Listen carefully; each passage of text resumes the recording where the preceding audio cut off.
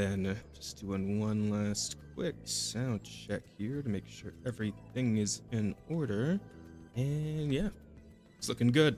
Okay, everybody. Hello and welcome in to the Offensive Charm Podcast, episode 74. Yes? Yes. Yeah. Yes, episode 74. Welcome, everybody. You got me here. I'm Alex. That must just call me Jazz. I'm the Charm. And of course, we are also joined by the one and the only Horror Emirata. How you doing, Rada? Hi. And what's going on with you? How's life been? Well, you know, life. Another day in paradise. Lovely. And hopefully she'll be feeling especially offensive tonight, chat, because we got plenty of fun stories to talk about. But before we get to that, I also got to introduce my big buddy Bear over there. Look at him. He's fucking massive. He's huge. I am still massive in the background, which is just lovely. I think it's great. That. I really do. You know what? Every I man do wants too. to be big. I could stand with like a few more inches, honestly. I'm doing good, man. I'm already at the height where it's starting to be kind of like annoying. I mean, listen, if I could just round it out at the nice even 6 foot territory, I think that'd be cool. Yeah. Oh, he's a short king. Okay. I'm 5'9". I'm average height. Fucking hell. Anyway. Now, if you're talking about short kings, you gotta talk to my brother. Like that's that whole thing. Cause, oh yeah, it's it is rough, especially because he's my older brother. Oh God, Ooh, that yeah, sucks for him. Yeah, it happens. It does happen from time to time. He kind of had it coming though. He was kind of a dick when we were kids. So. Is that? Oh yeah, no, completely fair. In my opinion, as the younger brother, I believe that he would come. Oh fuck! But anyway, no need to get too into the weeds on that one. 5'9" is a man. Yeah. Listen, if you fucking look up the average, U.S. average for male height, 5'9" is like right there in the middle. Okay, I'm 5'7", so I have authority over this. The fuck? I'm taller than you then, fuckface. What do you? I mean, as a Chad 6'4" Gigabear, I can just call you myself. You are very tall. That is true. I will say that the more you get upset about it, the more manly you get. Yeah, That's how that works. Yeah, I suppose that's true. That's a fair point. What's up, guys? What's going on? What I missed so far? Literally nothing. We just started. You know, we're introducing ourselves. And I suppose we're going to cover the bit of housekeeping because I have finally addressed the situation with our monetization, slew the fucking dragon of this bullshit that's been up my ass for the past like month and a half. But it is done, and I do believe now. That bad. Yeah, it's a pain in the ass. But now we have, because like the thing that sucks is that I was also dealing with like an expired license at the same time, which I kind of needed to help deal with the issue. So that was a whole fucking. So was thing. that the problem?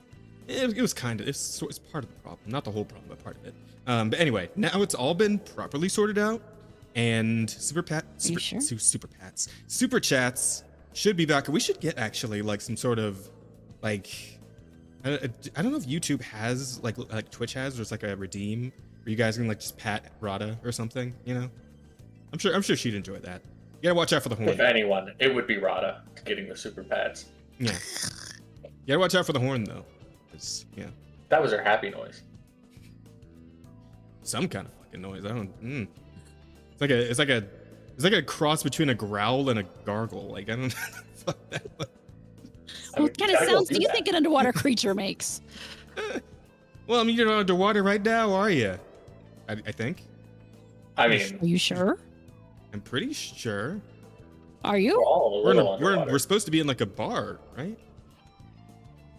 Just because you're in a bar doesn't mean I'm in a bar. What? Besides which, only part of me is in a bar. What? Okay. I'm a multi-dimensional creature. Are you kidding me? I'm everywhere. Gotcha. That makes no more sense than it did a minute ago, but I'm gonna pretend like it did so we can move on. Not a move on. Yes, big nodders, big nodders. Listen, Jazz Manlet, so I say Manlet Prince. At any rate, yeah, so super chats should be working again, which means that you guys can send us money. Hopefully. Rada's checking. Only took 8 tries, but I found the live episode. Sick. A princelet. Yeah, he's absolutely a princelet. Very good beer. Grips. Anyway. There it is. Yeah. I mean, there's a money button, so I'm pretty sure it's working. Hooray! All right. So yes, super chats are back on, which means you guys can send us super chats again, and they'll pop up, right here in the middle of the stream, and we'll read whatever they say right there in that moment. But for those of you who are fucking broke, just broke ass, we also have the Q&A. You can go ahead and send a question to at any point during the show, and we'll read them all at the end. You back of the bus where, you belong, brokies. But, those of you who have money, give me $. What the fuck are you? What? Thank you for $2, I guess, but why are you sending money to the fucking... Just making sure it works. Giving yourself $2 with this shit? All right. I'm also at the back of the bus. She's paying her reparations. Nah, it's okay. It's okay, Bear. You're putting in your hours here on the panel, so yeah, that's your payment for the experience. I'm getting paid that exposure. Is, yeah. Mm-hmm. I kind of meant that you paying us with your time here. Yeah, that's your substitute for giving us actual money. Yeah. Via a super chat. Oh man, if I had the super chat to be on as a host. Nah, we'd never do that. We'd never do that to you, Bear. God, No. could you imagine like how fucked that would be? By the way, like it's like, hey, pay us money through super chats and we'll let you come be on the show. Like that would be unfucking tenable. We could. That'd be good. Now, chat. If you like that idea and you're willing to pay enough, we may consider it. I'm sitting here thinking, you give us enough money, we might let you on for a couple minutes. I feel like that's. It's a horrible idea. I really don't But feel like that's a good money. idea. Okay, what's enough money then? $500. That's something. Damn. So you can put Okay. a number on it. I feel like we're not a $500 podcast yet, but I mean, I suppose you it's good set to aim the price high. now, Uh-huh. and then you don't have to explain later why the price went up. Yeah, I guess. Yeah, well, we'll brainstorm that a little later. Why not? But let's see. That'd be a Keemstar move there. I don't know. I don't watch Keemstar. I'm not broke. I'm crippled with extra consequences. You know what? That's fair, NDA. Me too. But yeah. Anyway, all that out of the way. Suppose we get into the weeks. Really. I mean, you guys want to talk about some weeks? Anybody here had a week? There were certainly 7 days. Anything happen in those 7 days? Horror, am I right? Well, I played more Expedition 33. I Gonna finish eventually. beat Simon, and then I found out that his second phase really doesn't happen during the fight. I was very pissed because I killed him, and then he came back. Oh, And I was not happy. I see what you're saying. Yeah. That is not, in my opinion, the second phase. That is a bitch move. The cutscene in between, yeah. How did you feel about that powered up Simon? I was very angry. I was not happy. Especially since now he attacks you and you get hit twice. Yeah, that shit is nutty. Here's the thing though, like, cause I had a feeling once I actually like started dealing like reasonable, like once I took the time to get a solid hit in on him, the amount of health he lost made me extremely suspicious. I'm like, nah, this isn't done after I dropped this health bar, is it? And then he fell over, and then we turn to walk away or whatever, and then you hear And he comes back. you hear the fucking Millennia Blade of Mikola just go, wait. And then it's like, oh yeah, there it is. Oh fuck. And yeah, and then it's time to get bodied. Then it's time to get your fucking shit ruined. I did get a setup so that one of my combos did over 1 million damage to him. Nice. That's good. That is good. I was really thrilled with that. That was really nice. I think one of my hardest hits has been like 4 million with Monoko's level 3. Like that thing, that can get fucking hit. If you build him properly around it, like that thing can do massive fucking damage, which is great because it also breaks on top of that, which gives you some more free hits. It's all very good stuff. But yeah, I still haven't actually gone back to properly defeat Simon yet, just because I've been getting like I was like, okay, I got to that second phase of Simon and I was like, I just want to finish the game today. I need to move on to other stuff on stream. There's more shit coming out this month. I need to finish this now so I can do it, so I can free up some time and space in the schedule. So I was like, okay, I'm gonna go beat the game and then we'll come back for Simon some other time, probably off stream, right? And then I just haven't done that because I've been playing other shit. I got the second phase. I got to the second phase, and I didn't do too bad in the second phase. I'm actually not too disappointed with how I did, except for the fact, obviously, I died. And then I'm like, I don't want to do this 50 more times. Yeah, because it wouldn't piss me off so bad, except you have to go all the way back through the first half, and then you got to get back to. And I'm like, I'm just not in the mood for this. So instead, I went and I found the, you get into those paintings, and then you get the boss that's in there. Yeah. Yeah. So I did that.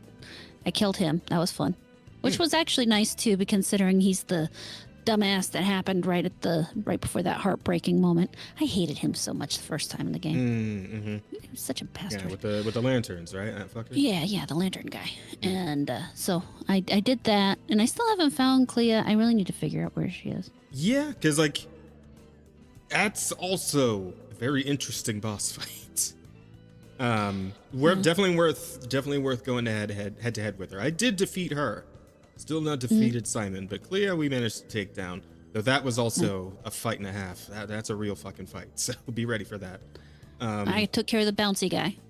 That was actually pretty easy. Yeah, I mean, once you get to a certain point, he'll go down pretty fucking fast if you have a decent setup on one or two characters. Well, if you just parry him, That too. I mean, obviously you got to get the parries in, or else he'll just kill you. Yeah. But if you can make it through the bounces, then you're good. You're fine. It's not really that big a deal. Yeah, he was pretty easy, and that's it for video gaming this week. I think. Hold on, give me a second. I need to think a second. Did I play any other games this week? No, I did not play any other games this week because I had to inventory an entire appliance store, and I did more squats than any one person should have to do in a single day, and now I'm working on dealing with that mess. So yeah. I mean, that is how you get the good glutes. So, yep. And the thighs. Yeah. And the thighs, yes, buns and thighs. So yeah, I mean, not a bad thing overall. We could all stand to do more squats, honestly. And I'm sure if King was here and we were on my channel, he would absolutely take this opportunity to do the fucking squats redeem. But luckily, we're not. But he'll probably he's got so many points. I'm sure he's got a few of those stocked up for me for later. So he just wants to watch you squat. Yeah. So I guess that's on to me, or are we doing bear first? Bear? That's up to you guys. Yeah, I'm not sure as per the norm. Okay. Though horror hammer squatta, it definitely has a very really. You know what? Yeah, put that in. Write that down. Yeah. And then, oh no. So video game wise, continuing on the Geneva crime simulation game that is RimWorld, been enjoying that. I did check out a demo for a new game coming called Deck Tamer, which is a roguelike deck builder. Deck Tamer? Deck Tamer. It's all one word. Interesting. So it's a again roguelike deck builder, kind of with a monster hunter, or not monster hunter, monster catcher, like Pokemon sort of twist to it. Where you can capture enemy cards. It's interesting. It looks like it's going to be one of those games that just devours your time and life for like a month, and then you're going to be done with it. But it's going to be a hell of a month. At least if you're into those sorts of things. Okay. Like if you like your Slay the Spire or anything adjacent to that, this is going to be one of those games that do it for you. Cool. Gotcha. Very cool. Hey. All right then. Other than Well. that- No. You very excited for your week. I Well, no, understand. I didn't know if there was anything else on your thing. Did you have anything else? Or Yeah, the consequences of getting older. I've been recovering from an injury. I've been feeling that a bit too, actually. Earlier. Yeah. I in a way that won't make sense to Rada, I promise you. I sat down hard, wrongly, and injured myself. I've seen men do Doing that so. before. Uh-huh. Yeah. So really yeah, stuck to that's Is not this- been fun. It is like I don't mean to make light of your pain here, but all I can think of is that one bit from like early Family Guy where like Peter's like, "This was like that time I forgot how to sit down," and he like fucking dives head first into like an easy chair and just like crumples himself on it, right? Like I don't know if you've ever seen that clip. Yeah, no, I didn't fuck up that bad. Okay. I did apparently screw up the form. You figure you get used to it after so many years, but no, I did it wrong. And yeah, no. So Suffered for it. I'm getting old, and now I'm suffering. Mhm. But it's mostly unbruised now, so we're all good. But that's it. Now go ahead. I'm curious. Well, let's see. As far as what I have done this week, I mean, I played more Umas, but like I feel like there's not really much point in getting into that now since I was going to talk about it with Asta. But Asta is dead, everybody. I forgot. Yeah, I forgot to mention that during housekeeping that Asta is dead. But he's a demon or whatever, so he'll respawn in like a couple of weeks. We just got to give him some time. He was exorcised, and Yeah. he will not be able to return to this mortal plane until at least next week. Oh no, Yeah. sorry, week after next. Maybe he'll get back before next week, but he won't be on the show, so it won't really matter if he's back or not. Yeah. But it takes time to rebuild your body after you come back from that kind of thing. I can kind of speak from experience. Obviously I can't be exorcised because I'm not a demon, but still, there were too many squats for him. He was removed from this plane, and he has to come back. That's where we are. This is all to say nothing of the unholy pull of Brazil that must be broken in order to return Well, it's a to us. Brazilian exorcism. We just toss tires at him. So Yeah, until he leaves. yeah. So he's gonna need some time, but he'll be back. No worries, guys. He will return. I'm not playing the horse game, but I have seen the new horse that's come out on the Japan side at least, and that's amazing. I approve. Like That's all. because the fucking rundown of that. Like I think I sent this to Patho, right? Because Patho's like she loves yanderes, right? Yeah. Yanderes. She loves fucking hell. Oh boy. But yeah, I showed her that because she actually ended up downloading the game, and I don't know whether or not she's still playing it, but she's just giving it the old college try. And then of course that popped up, so I'm like, okay, I need to send this directly to Patho, right? And it is a horse girl that is named Still in Love, which weird horse names. Like they just take the name of the horse and transplant it directly onto the horse girl, so they still have their weird horse names that don't make a whole lot of sense, like Taiki Shuttle and fucking Rice Shower and all this shit, right? But this one is named Still in Love, and right under the post of somebody like revealing that this character was being added in JP, they fucking did the backstory of like the real horse, like the actual horse, and this horse's jockey. And this shit is actually kind of nutty. Like here, I'm gonna put this up on screen for chat so you can see this while I read it. But hang on, browser. You guys, fuck, wait, it's too big. Oh my god. How do I unbig it? Less big. Fuck, wait, is it controlled scroll? There we go. Okay, gotcha. Okay, let me put this up on the screen real quick for chat. Where is it? There it is. Oop, wait, oop, there we go. Okay, got it. So, so anyway, about Still in Love, the real horse, right? So Still in Love had only one jockey for her entire career, and she wouldn't let any other jockey ride her, and they had a strange relationship. They were very close, and her jockey has been quoted saying that he would elope with her if he ever lost the jockey position. When she died, her jockey dropped everything to rush to her side. He attributed his entire career to her. Even now he says he is still in love with Still in Love. So the man really loved that horse. But the funnier part about this, and I think the reason that she ended up getting the yandere personality type for the actual, like, the character in the game, is the second part here. She was a Triple Tiara winner, which is like a series of races called the Triple Tiaras, 3 different races. But after she lost the Queen Elizabeth II Cup, she never recovered and started displaying mental stability issues. It's common speculation that it was because she spotted her jockey with his girlfriend, who he at that day brought her to a race for the first time. So people think that because her jockey brought his, like, actual human girlfriend, the horse fucking freaked out and, like, lost motivation and it became mentally unstable. It's funny, people will say that, but that's actually far more likely than you think. Horses are interesting creatures. They have far more intelligence than most people understand. Clearly. So, Uma Cuckery? Ah, man. That's sure. That's one way to put it. Yeah. Also, I finally remembered the horse I was trying to remember from a while ago. The only one that apparently Goldship fears, which Goldship being the stupid meme horse. Yeah. That is the maverick fucking monster horse that apparently the jockeys would pray for, like, him to actually cooperate every single race.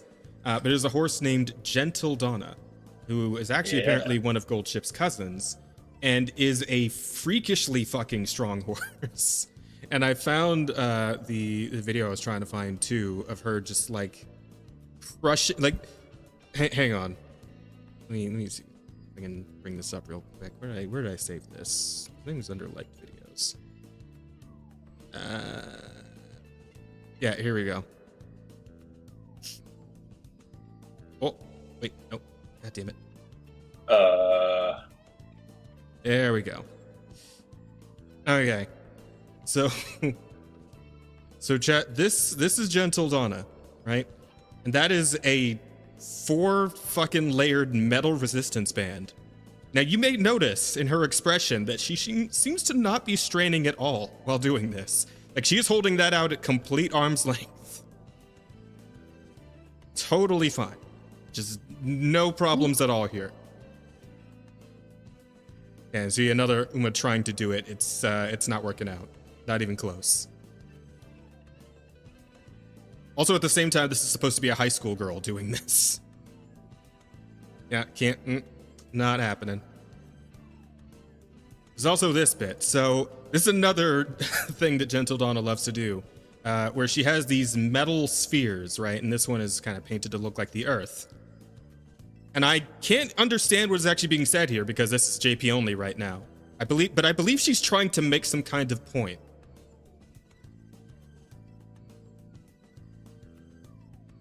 And she's making it rather effectively, in my opinion. So yeah, she just like, fucking shrunk that ball with her bare hands. And apparently, someone in chat was saying the force required to do this would be the same as, like, creating a fucking neutron star. So, like, she's quite literally got, like, Hulk strength going on. That is terrifying. I understand why Goldship is afraid. I really do. But anyway, yeah, fun stuff with the fucking horse games. Also, could someone kill that guy? Already done. Thank you. Oh. Anyway, I was told the second reason for why the horse is like that, case of inbreeding. Okay, so apparently that is not true. Apparently that one was like a rumor somebody made up where, because everybody knows the fact that, like, Goldship sired 400 children or whatever because he's like a master breeding horse. And, like, he was apparently matched up with Prima Donna for more breeding, but just would not. Just wouldn't fucking do it. But apparently that was a lie. Like, that never actually happened. So there is that as well, but nah, it's all good. So yeah, that's all good and fun. What else this week? I decided to jump back into the First Descendant, which everyone may remember as the fucking Gunnar Destiny Warframe game. And the reason for this, of course, unsurprisingly, is because of Mizu and Akko, who of course are Warframe fiends, but apparently they're also big First Descendant fiends, which, you know, not terribly surprising at all. But I decided to get back in there too, because I jumped in when the game first dropped, and I had like some fun with it, but I ended up kind of falling off pretty early on.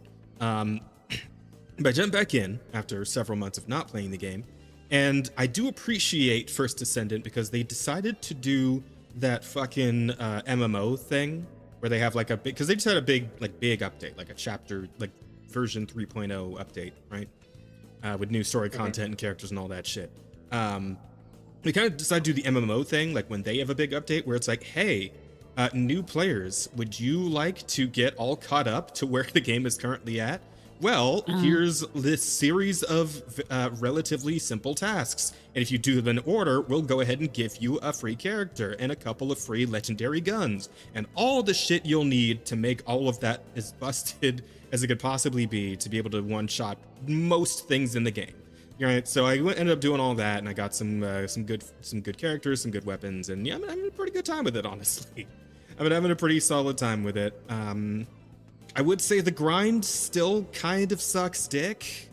I mean, they've tried to do a couple of things to mitigate that. Like they have a pity system now where you can specifically list about I think 4 items max. The grind sucks dick. That like they have a pity system now where you can specifically list about I think 4 items max that you're trying to like farm for, and then when you do that, it'll kind of gradually increase the chances of you getting it all the way up to 100%, where you know you'll just get it by running whatever mission that it drops from, right?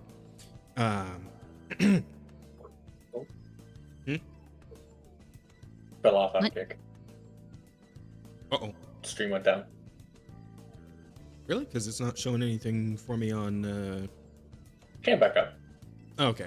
Weird. Damn it. I was kind of hoping I'd sorted that shit out, because I also took the time this week to try and like get some updates and mess with some settings, and it seemed like it was mostly helping out the stream in terms of keeping it more stable. And we had no issues when we did the rival session for like 4 hours, which that I took that as a sign that maybe I'd actually got it set up properly there.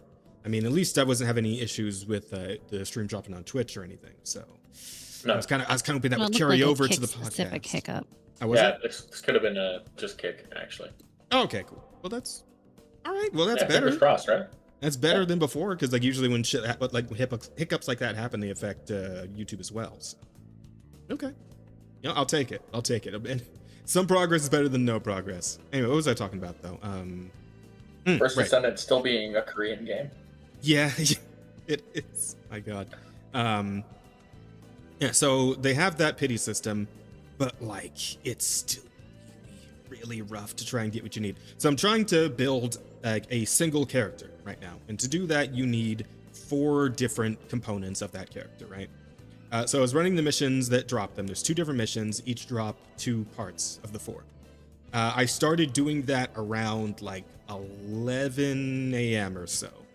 I had been playing pretty much right up until like a half hour before we started. I only got 3 of the pieces. I still need 1 more. That was like fucking 6.5 hours for me, which I don't necessarily mind, because like, again, I enjoy playing the game. It feels really good to play now. It is a lot of fun. I'd like completely maxed out one of my characters and 1 weapon to just be unstoppably powerful. So I can do the runs pretty quickly, but just the fact that like the chance for the shit to drop is still so fucking bad is rough. It's better than it was marginally, but it's still pretty fucking bad, just overall. So yeah, I've been doing that, and of course it's still they gotta get all the nice little costumes and whatnot. I got a couple of them because why not? I appreciate some fan service, which the First Descendant has no shortage of. Though the funny thing I find is that like even with the gigantic asses that the characters have, and the fact they're all crazy hot, like when I'm actually playing the game and I'm like into a run of whatever mission I'm doing, I am spending maybe 5% of the time looking at the actual character themselves. The other 95% of the time looking either at the enemies I'm directly shooting at, I'm checking my resources, I'm like doing anything but looking at the character I'm actually playing, which is pretty funny in my opinion. But Yeah, all around solid game, and it feels like it's definitely getting better. They also added vehicles, so now it's a lot quicker to get around because you got a little speeder bike that you can just pull out of your ass whenever you need to like cover a large amount of distance quickly. So that's helpful. Cool. That's pretty handy. I do like that. And there's been some whispers about them considering adding melee weapons next. Kind of in the same vein that like Destiny had them, where it like takes up a gun slot and uses ammo still, but it's an actual like you run up just hit dudes with it, like a big sword or a spear, whatever the fuck, shit like that. I don't know how that's actually gonna pan out. Like I said, probably gonna be Destiny-ish at the end of the day, but I mean I'm looking forward to it. More features, more options for combat, all good things, all good things. What else? Did I do anything else? I feel like I'm forgetting something. Nah, I guess not. Yeah, I suppose that we could probably just get right into the news, which, I mean, that might be a new record, honestly. We're like slightly shy of 40 minutes in and we're already on to the news. Yeah. Not and bad. normally it takes us 2 hours. But look at that. We're actually being a little more efficient today. How about it?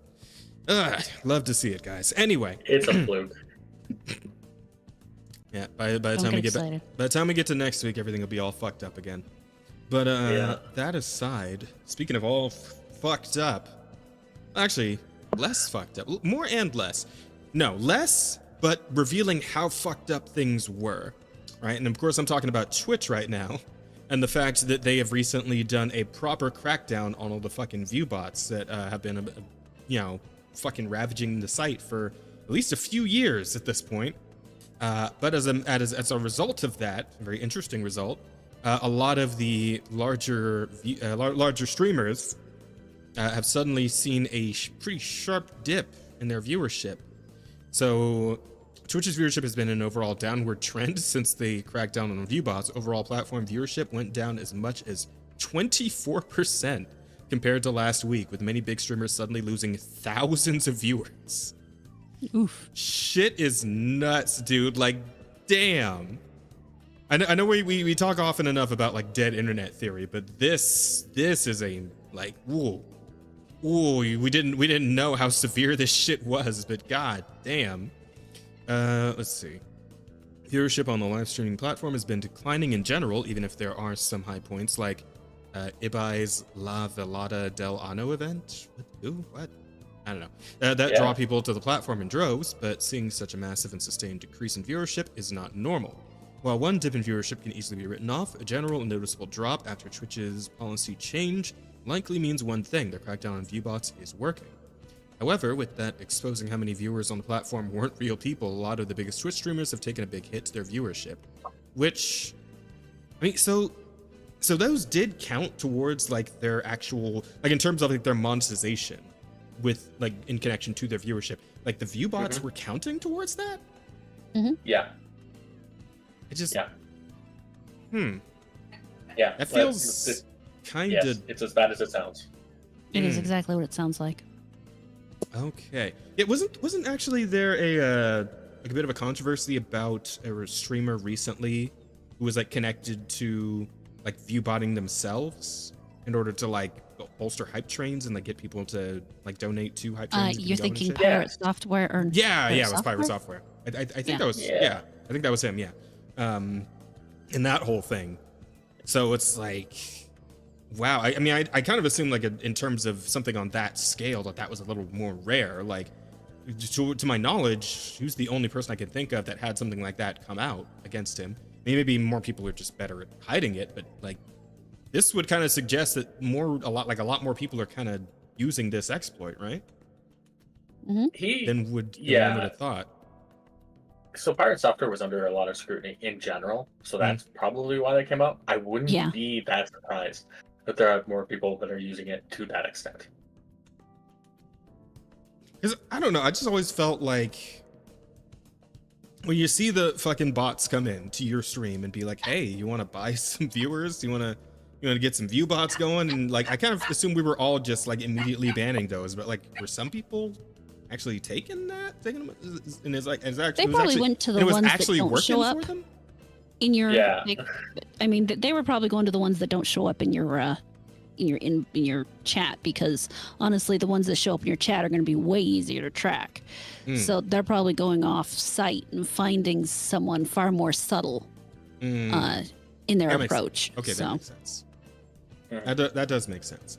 But yeah, it is, I don't want to say disheartening per se, but Depressing. No, I guess it kind of is. It kind of is disheartening to think that some people are literally just like buying the win on Twitch by, just artificially boosting your numbers, and that like, because I do get like that whole thing where it's depending on how many like people you already have, the site will start like filtering more people towards you, because they kind of like interpret that as you having a stream that is naturally being able to garner more viewership, and so more people will probably like it, right? And bring in more numbers in general, more super chats and bits and all that shit, the things that some of that revenue funnels back towards Twitch.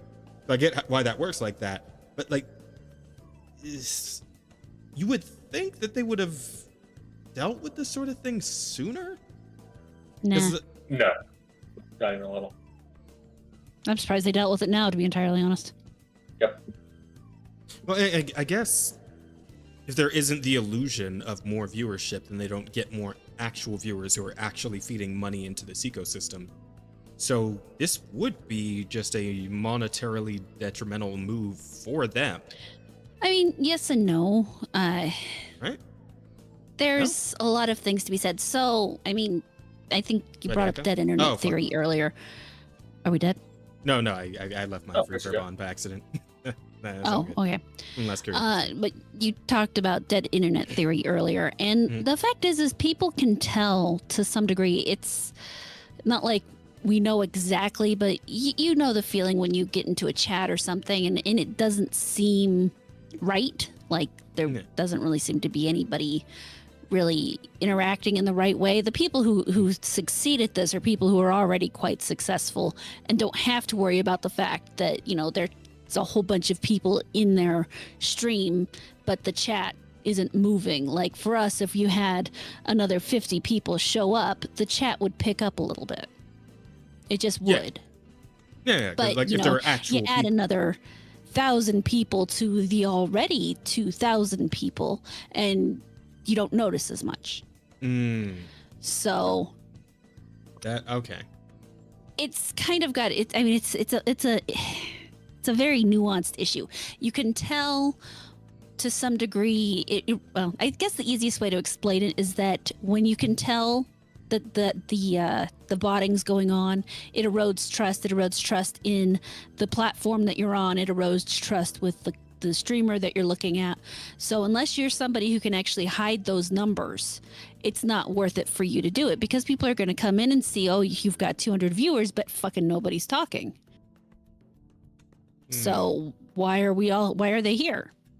And that makes people not trust the platform, and it makes people not trust the streamer, which is overall harmful to both, because then you lose people wanting to give you money.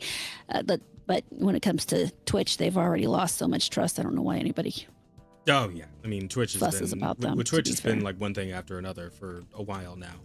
But so maybe I don't know. Could we assume that the whole thing with the bots, since like there was some benefit to the bots being there, which because that would attract more people to the streams, which would then put more money in Twitch's pocket. All this by proxy. Yes and no. That doesn't help me. I'm having a hard time already. So I mean, like you said, it's very nuanced. Like there's a lot of factors that go into it. Really difficult to explain, but the no reason why it doesn't help them is if you have a bunch of pretend people watching these streams, and the reason they get more money is because when generally ads are pay out per view, so you've got all these people watching, the ad people are paying, but they're not actually seeing the revenue go up from the people seeing their ads, because the people watching their ads aren't real. At some point that causes them to start cutting back on giving you ads, because why pay for ads that don't have a feedback of giving them more money? Right. So It's I a mean, very there's short- So it term. does. So it does. Yeah. Okay. Short-term profits, but long-term fucking themselves. yeah. Well, I mean, yeah, they're the only people who really profit in the end is temporarily the streamer until the advertisers start cutting back because they're not seeing the return on investment. And like I said, it's really kind of a complicated situation because yeah, you might get more actual people in, but you're still going to be outnumbered by the bots, and advertisers don't want to pay for views that aren't actually people. Right. Yeah. Okay. Oy vey. Yeah, it's definitely just seems like a big fucking mess. Well, again, like Yeah. I'm still. What I'm wondering then is like, was this whole thing maybe like a PR move on Twitch's part to try and get some good faith back after like all the shit Oh. they've been in Yeah, Yeah. I would say that's I'm probably sure. the case. in the last like year and a half, 2 years, 3 years. I don't. Yeah. God, I mean- when did it even start? I feel Twitch, like it's Twitch been a has been while. losing money for a long time, and I think Mhm. any action they're taking is to moderate how fast they're losing money. Mm. And so, get rid of some bots off the stream. People were like, "Oh, that's great." They fucked it up because Mhm. whatever they put in there, I've heard the negative side of this, where you have small streamers who still have active chats, who still have people that they know are in chat, who don't get counted now. Yep. Mm. A lot of lurkers don't get counted now, and they're Yeah. actual people. They exist. They're really there watching. They just not necessarily participating in the chat. And so they just don't go towards the number. Yeah, it's Mhm. fucking Yeah. garbage. Hmm. Let me get the rest of this. I mean, we can here. talk about how YouTube's fucked it up for that matter.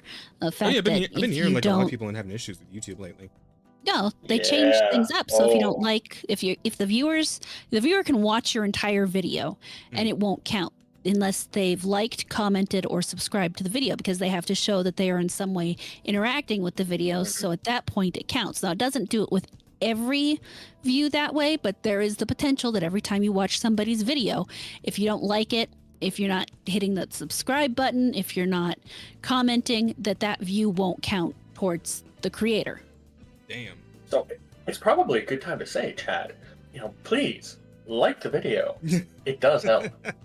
really does. Apparently, well, yeah. At this Also point, it's a bit of a. If Yeah. you're here and you're not subscribed, why? Why are you here? If you're here and you're not subscribed, where are your friends? Bring them too.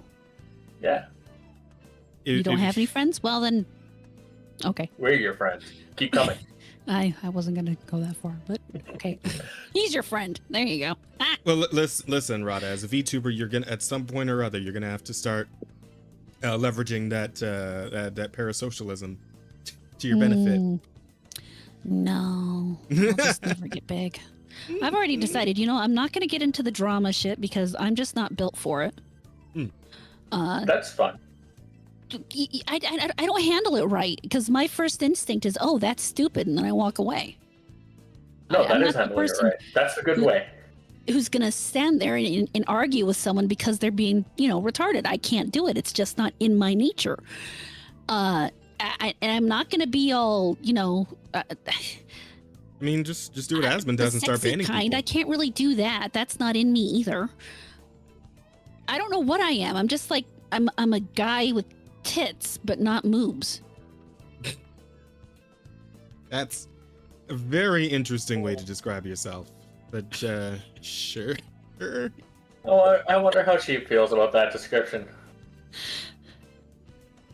I mean, I said think Sheep is right where he wants to be. I think he's Yeah, good. he's got he's doing bromance on alright. both sides. I mean, he's gay, so it makes sense, right? Damn. Turns out. Yeah. Well, actually, it all fits. It all works together. Bro's catching strays. He's not even on the episode this week. That's crazy. And from his wife, no less. He's not even in the room right now, so it's not like he's hearing this. Like sometimes I wonder if like Bro's just like sitting there watching TV or something, and all of a sudden Rada just comes in with like a flying elbow drop or something, right? Just for no Yeah. reason. No, that's basically our relationship. You walk by him, you smack him on the ass, and elbow him. Give him a little love hit, something like that. Love hits You know? is what she calls them. All right. Yeah, The bruises don't show up, so it doesn't count. Sheep, if you can hear us, super Oh, chat boy. $2 if you need help. We're now taking donations for the Save Sheep Obsidian Fund from his abusive wife. Oh, fuck. They're all going directly to his abusive wife. Cry for help donation is... yeah, we should probably put that one. SOS, save our sheep. That'd be some wild shit, right? If you're like doing a stream or something all of a sudden, and it's like you get a super chat that says, hey, please help me. My significant other is looking for me. I'm hiding in the closet. Like, call the police. Like what the fuck do you do? Like a super chat shows up. Like, that'd be fucking nuts, dude. Holy shit. Oh, man. Taking donations to the Battered Husband Fund, yeah. It's like you send a super chat to me instead of just use, like, you got your phone in there with you. Why don't you fucking call police yourself? What are you doing? She can see that, right? That's a high tier internet brain rot kind of thing right there. Oh man. You know what that is? That's the fucking if you remember like the first Zoolander movie, it's like the moment where it's like the files are in the computer, and so he like computer like throws it at the ground. Yeah. Oh fuck. That movie's so good. I never saw the second one though. Did you guys ever see it? I've never seen it. No, actually. I saw Bieber in the trailer, and then I'm like, eh. Justin Bieber was in it? Apparently he like dies instantly, but like even so, I'm just like, eh. That might have made it worth it. It took too long for the movie to come out to still want to be. Zoolander 1 hit at a pretty good time, age-wise for me, and it was like, yeah, this is great. By the time 2 came out, it was like, I'm not really interested in it anymore. Because it wasn't like... Because 2 was only like a few years ago, wasn't it? Yeah, I want to say it was just post Ruflo. I feel like I feel like I'm trapping myself right now because it's like wasn't it only a few years? 2016. Yeah, there we go. There. Fuck. Wow. God damn it! I knew I was setting myself up, and like something in the back of my mind was like, no, dude, it was much further ago than you think. Like, don't stop. Welcome but to my world. To be fair, Zoolander 1, 2001.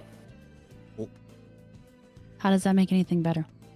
That's a still 15-year difference. I can still feel okay about what I said.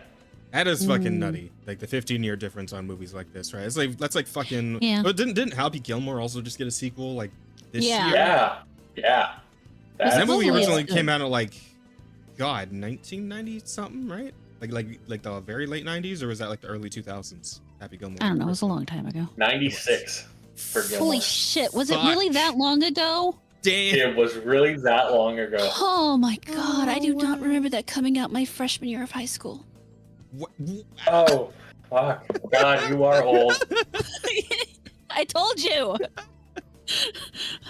I do not remember that coming out my freshman year of high school. Holy shit. Oh, God. I'm having an existential crisis. I thought you were an existential crisis.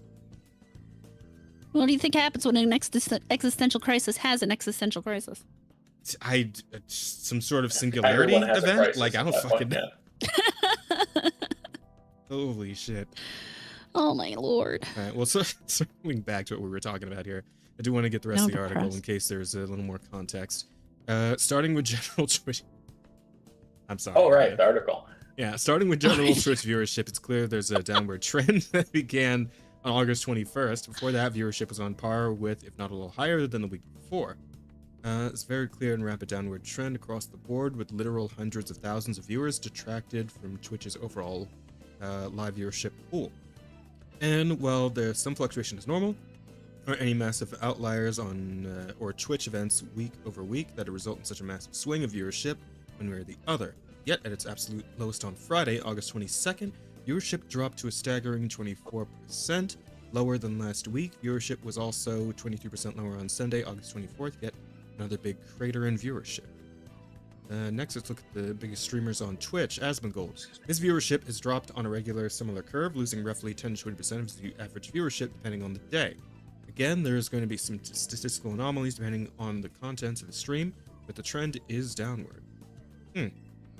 I wonder, because I wouldn't imagine someone like Asmongold would even need to bother with like view botting at like the point where he's at, right? Because he just regularly polls at least like a 10,000 people per stream, right? Or like somewhere upwards of like 10 to 15,000 people like in live I mean, viewership. like I said, if you're really retarded and really want the ad revenue, you can buy extra. You can probably get as much back from it as you put in. But, you know. Yeah, but what I'm saying is that like the guy's already like a fucking millionaire with like a shit zillion regular viewers. Like it just seems like overkill at that point. Yeah. And it's entirely possible that, well, it's more than likely that you're going to see across the board holy shit. I promise I can talk. Across the board, a drop. That's the word. A drop in viewership because they changed the rules in such a way that, like we just said, for people with a smaller audience, their audience members aren't being counted. So, of course, people with a larger audience, more of their audience members stand a good chance of not being counted, even if they're not bots. So you have people who are taking an enormous hit, partly because they were botting, and partly because the people who are viewing them are not being counted. And then you have people who aren't botting who take a hit just because the people who are viewing them aren't being counted. And I think for a streamer like Asmund like that, you have a lot of people that aren't just going to be chatting. You know, they're just there to listen to him talk. Yep. And so they might not even be tabbed onto the screen. Yeah, those don't count anymore. So,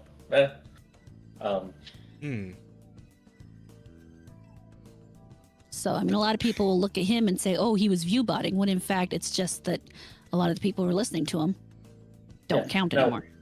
Whereas, you know, there are some other people, like, I don't know, I throw out a name, like, there might be a person like named Hassan out there. Who knows? You know, that could possibly, you know, have been doing something like that. Yeah. That I would believe. Hassan sounds like the name of a type of person who would do exactly that. Yeah. Yeah. Let me see. It's clear as day that there's been a pretty steady drop-off on the exact same curve as Twitch's overall downward trend.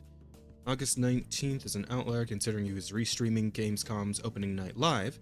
Leaving that off, he's at a loss of around 10 to 20 on average, with an even bigger reduction in his peak viewership. It's not as if the streamers are happy about this either. Tectone pointed out that his viewership has taken a hit, but it's also fluctuating rapidly as other people bought his stream, going from 3K viewers to 7K and rubber banding back and forth as people send bots to his channel. Why? Oh yeah, I guess I didn't think about that. Like, people could be saying, well, I mean, because like there's like hate bots that'll like, you know, just start yelling slurs in your chat to like try and get you banned or whatever, or just ones that'll like, be there to say whatever annoying shit just to bother the streamer in general, right? Especially if it's a streamer who is heavily disliked by a lot of people, like Tecto or Asmongold. Okay. Yeah, nuisance bots. So I can imagine that would probably factor into some extent. Mods found the people viewbotting me today. Thanks. Please do it again. Twitch, fix your site. Yeah, so viewbotting is cheaper than people think. Tested 10K on Tectone. Wait, I'm sorry. Damn. Viewbotting is cheaper than people think. Tested 10K on like 10K bots or 10K dollars worth of bots. I bet 10K bots. I would say 10K bots. Okay. Twitch viewers, no use less viewer, 5-minute retention, 1 hour, 1 day. What the fuck is it? Hang on. I want to get a closer look at this. Okay. Twitch viewers, 25% userless with views, 5-minute retention, 1 hour, 269 or 266. Userless with views. Wow, that's kind of a lot to this, huh? It's an ongoing violation of Twitch's contractual agreement with its advertisers. Surprised none of the companies have sued them. I mean, that we know Twitch of. Probably gets kickbacks. Or something. Breadtubers sounds like bot users. Breadtubers, yeah. Yeah, breadtubers. Yeah. Oh man, I'm reminded vaguely of the hotspots from way back in the day. That was around when I started streaming on Twitch, when the fucking hotspots were just running all over the place, doing all kinds of stupid shit. I have no idea what you're talking about. Yeah. Oh, you know, you remember the hotspots? Did you ever see those there? No, I can't say I have. Oh yeah. There was like this whole wave of these bots that were just like Hoss 3265 or whatever the fuck, right? But like usually Hoss was in the no, front I of the vaguely name. remember that now. Yeah. Yeah, and they would just like fucking cascade over like a million different channels, and you have to deal with banning like hundreds of them per stream. It was fucking nonsense, man. I think somebody eventually made some sort of like third-party bot that would automatically block or ban any like usernames that had the word Hoss in it, but like it was a problem for a good bit there for like a couple of months or so.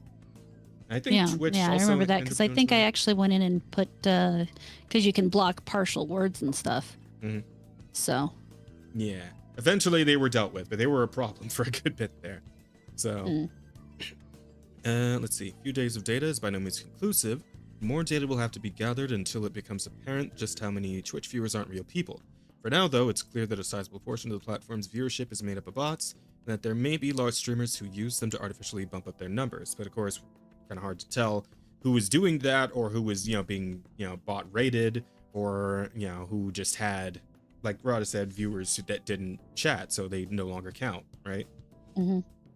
So, Or people who just listen because, like Bear said, if you don't have the tab up and active, it may not count. Yeah. So just a shit show overall. Man, I remember when like the whole thing where it's like, you could still support somebody just by like muting your tab and not muting their stream, and that would still count as a view if you had the tab like on your setup at all. But yeah, it seems like they're really starting to tighten up on what constitutes a viewer now. It's like you actually have to be like locked in. You got to be chatting. You got to be liking. You got to be doing all this, that, and the other, all this shit. And it's like, to a point, I guess I get it in terms of like what the intended outcome of that is supposed to be. Like, people seeing the ads and the the advertisers, getting their, Money's boost worth, in, getting their money's worth, getting their boost in their business, from those ads. And of course, obviously, if there's just bots or people just aren't paying attention to the stream, like actually, like they're just listening instead of watching, like none of that actually works out for them, right? So of course, they got to start being a little more stringent with, how they ensure that their advertisement is actually, paying off money in some way. Yeah. So to a point, I get it, but it does still kind of suck for the content creators who are, trying to make a living off of this. And now they have to for sure. They have to work out some way to actually get their viewers to pay more attention to the streams so that their ad revenue is still coming in. Well, then you're almost so on. forced to ask people to like, comment, subscribe, because so often people don't remember to do that unless they are reminded to do it. It's a simple call to action that can really help everybody a lot, but at the same time you ask too much, people start to not like the fact that they're being asked. Yeah. So it gets into a really difficult situation there. I feel like once per video and or stream is reasonable, right? It depends on how long your stream. I can see doing it a couple times throughout a stream. If it's a stream and it's a long stream, I'd say maybe like once at the beginning and once at the end. Feels reasonable. No, you see, you should do it in the middle too. You really should probably, honestly, and it's going to sound like a lot, but every hour and a half or so, because you've had people who have filtered out and filtered back in, especially on a longer stream. You don't have a lot of people who stay throughout the whole thing. So it's finding that balance in there where you encourage people to do it, but don't make it annoying. I guess that is a fair point, because now that I think about it, I do have the automated like Twitch bot that's like, hey, you enjoying the stream? Why not drop a follow? Yada yada yada, and then that goes off every like hour and a half or so, I think. Yeah. It's set for. So yeah, something like that, I suppose. But then who's bothering to read the bot messages, right? And you might have to actually. People do. Those are actually effective. To a point, they're not as effective though as saying it. No, they're not as effective as saying it. Yeah. Especially if, like, again, if somebody's just listening to your stream and they're not even on the same tab as you, so they don't even see the fucking chat, right? Then you verbalizing it then becomes kind of necessary for the people like that, right? It's like, yeah. So I can but at see the same content time, if creation. someone is on the tab and they read it, then they're more likely, because especially if you're on the tab, you're more likely to then actually take action as opposed to if you're just listening. But it's good to balance and have both. Yeah. That's I think correlative, because if you're already on the tab and watching, you are someone who is already more engaged, more likely to have done those things already. Yes and no. Well, I'm at gonna any get that at up. any I'm rate, sorry. I think the end. No, you're good. Because like you guys have both said, it's a very nuanced and complicated topic here. But I do believe that the end result of this whole thing is going to be that content creation, which was already pretty difficult to make any sort of an actual living or any money at all off of, is about to get a lot more difficult in that regard. Mm-hmm. Especially if this is happening with Twitch and YouTube, chances are good that it's probably going to be coming to Kick and Rumble and the rest at some point, you know, because obviously they also need to make their money from advertisers, so they're going to have to also consider this sort of thing going forward, which probably means that their own policies in that regard, as far as what constitutes viewership, is going to be altering and becoming more stringent as well, which is going to make it harder on the streamers. So, well, it's one thing to have to do this, and I get it. Like you said, they need to make money too, but it's the fact that they're being opaque about it. Like they don't tell anyone, okay, well now we're required to be this. Oh, that is true. So you have all these people thinking that they just lost viewers. They're like they just crashed out. And something I've at least noticed with content creators in the VTuber sphere, mental instability is rampant. And so now you have a bunch of people and you're like, nobody likes you because your numbers went down. Yeah. You're fucking with a lot of people that really can't take fucking with. Yeah, but that's not necessarily their fault, you know? That's more of a problem. Personal issue, really. It is, and there could be transparency to it. Yeah, and that affects like any streamer, honestly. Like even I mean, that probably maybe to a lesser extent, like the normal face cam users, but yeah, I mean that's still like there's plenty of crazies among them too. So many. Streaming in general attracts the very quirky types typically. You know, we all got some kind of weird thing going on. You know, Rada's a weird squid person. I'm black. You know, Bear's well, in general, people Bear's that not put a streamer, themselves out there are looking. Yeah, this is true. He's streaming right now. He's a streamer. Anyways, a lot of people that put themselves out there, they're looking for external validation. You know, that's just generally just how it works. So yeah, when they lose that, they get uppity, and that's sad. I don't know. Some people, you know. I don't think I need external validation as much as I just need like money. You know, chat. Like, yeah, that's fine if you don't like me, but you know, just give me your money though. You know, I'm just lonely. Fuck you, give me your money. Actually, no. The entire reason I started streaming was to have an excuse to play video games. That's, you know, if I come in and I say, you know, I'm going to start a stream, other people in the world start to think, oh, she's actually doing something. She's trying to make money. No, I'm literally just here because I want an excuse to sit down and play video games and no one can tell me no. I mean, it sounds like I'm doing a hobby or engaging in something. No, I'm just playing video games. And the fact that there are people who come and hang out and watch is like a bonus. It's time to delete all your accounts, stop paying your internet bill, go to the woods. Oh, if only. Yeah, I don't know. I guess we'll see how it all shakes out over the next few weeks, but I imagine this is not going to be nearly the end of it, and you know, the ripple effects of this policy change. It seems like it's definitely going to be shifting the paradigm for a lot of people. Yeah, but that's that. What else did we have on this for today? Oh, this is a fun one. Yeah, that's a slightly depressing conversation, but this one's kind of fun though. Look at this. So, YouTuber Little Gem fulfilled her childhood dream by transforming an old boat into a motorized King of Red Lions from Zelda the Wind Waker. And yeah, that thing looks fucking awesome. It does. That thing looks so well done. Cool. Oh man, imagine if maybe the head does turn, because I feel like I see a little thing it looks there, like it's got a segmented part. Swivel. Yes, maybe the head actually turns, maybe the mouth opens and everything. Hang on, what if it's like a video of this? So the question is how long until Nintendo sues her? That's a fair point. They're drafting something now. Well, no, they're getting the fucking Nintendo ships ready. Like, they're sending them out from Japan. It's gonna blow her out. It's gonna blow her out of the Nintendo Navy. That's gotta be a title. Oh, the Nintendo Navy! Holy shit! The Destroyer class Mario, right? Like, oh fuck. A YouTuber has turned a childhood sketch into reality by building and sailing the King of Red Lions, the iconic boat from The Legend of Zelda: The Wind Waker. I guess imagine like the weight That is so distribution cool. had to be kind of like tricky, right? With there must be a shit ton of weight on the head alone. This thing's massive.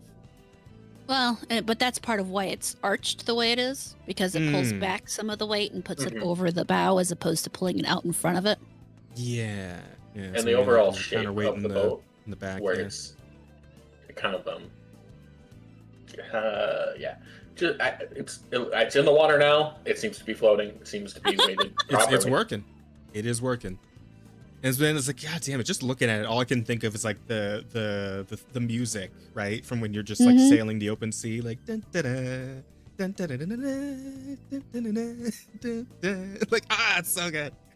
Fuck. And now Nintendo has us on their list. Yep. Thanks. Well, I'm sorry. That and Tell that to the Pinkertons. the Dragon Roost Island theme, man. God, that's like the best song in that game, in my opinion.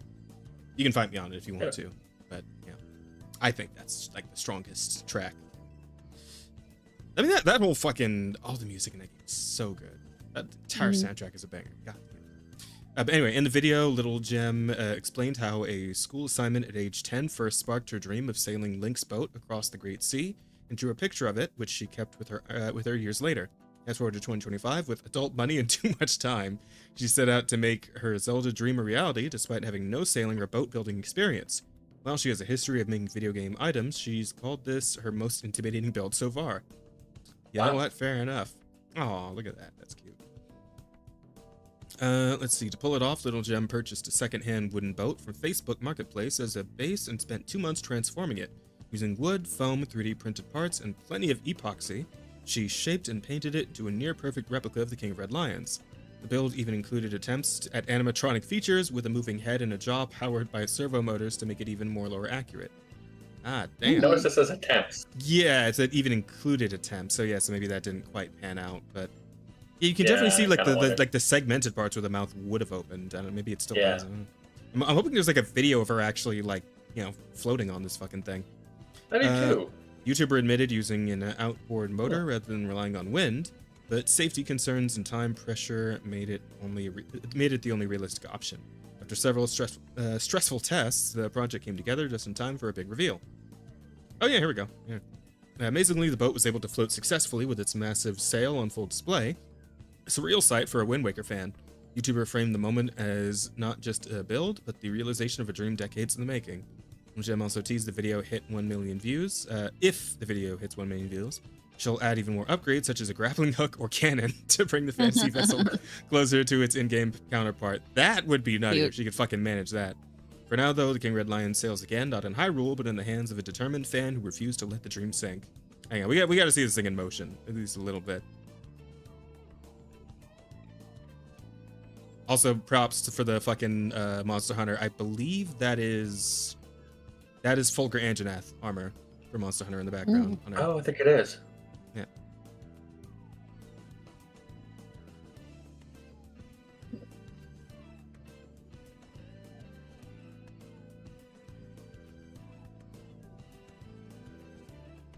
Oh, that is cute. We're gonna go through this a little quicker than. Yeah. New copyright strike. But is fucking plus that's a really old ass song. I don't think I was say, is Wellerman copyrighted? Oh, yeah. I don't think so. Well, I don't think it would still be in it. I believe like certain versions of it can count. Could potentially. Yeah. But I think you're probably fine. Yeah. Yeah, I would be surprised. One day when the tonguing is done, we'll take our leave and go.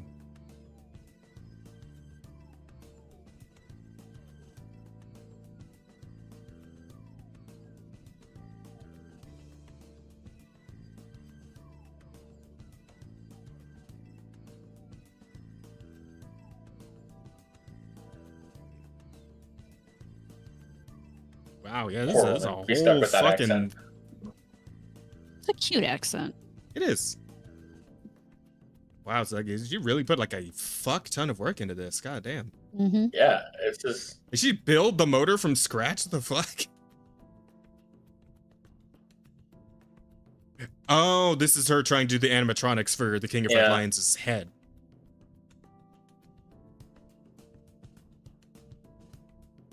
That's kind of fucking amazing. Oh my god. You know, so instead of blowing her out of the water, Nintendo should fucking hire her for that Nintendo Land thing at Universal. Seawater is absolutely going to destroy that for working. Yeah. Well, I think she's selling it on freshwater, so I don't think it's that big a deal. Yeah, that's fair. Look at that. That's so cool. Oh, uh-oh. Oh.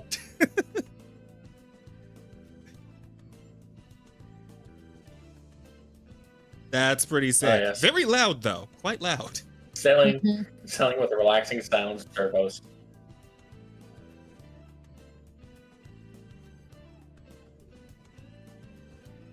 Sounds like a crying cat. Kinda. That is pretty sick. Oh, she's got the fucking switch for reference of the actual King of Red Lions. Wait, where is it? Yeah.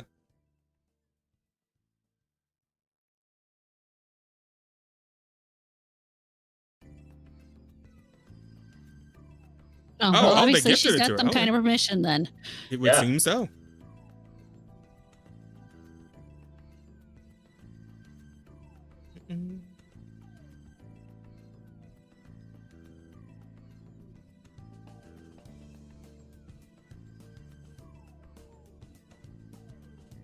Yeah. I would have to think that like people in the comments are like, yeah, you should add this and that and the other. I imagine they're like, they gotta be fucking around, right? Because they know that like hope so. you can't actually like, this ain't fucking Marvel Universe type shit, right? You can't actually make a collapsing cannon that fits inside a boat and still have it float, right? It's just not. It's not gonna. I mean, if you made it a bigger boat, you could potentially but that would cost a lot more money. Well, I suppose. I think you underestimate how dumb people are.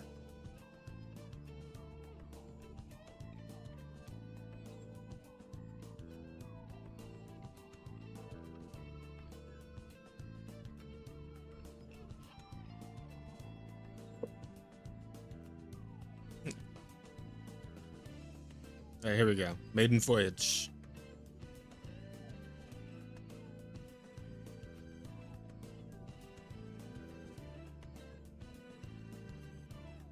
Oh, there he goes.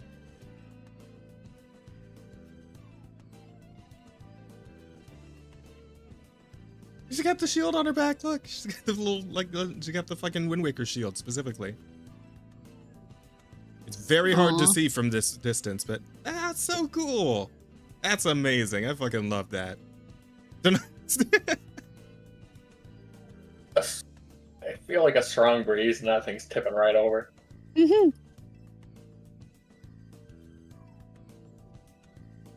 Well, he like kind of leans out the side in the game, from what I remember. Like he kind of.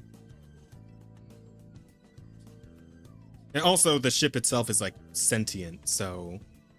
I mean, it in some ways it can kind of steer itself.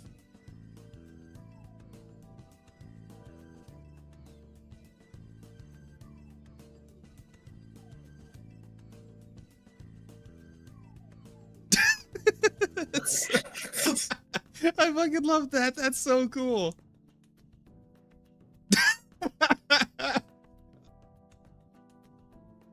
Oh, that's so good, man. Okay, yeah. Yeah, that's pretty good. I want to ride in it. I want to ride in it. That's amazing. Holy shit. That is so cool.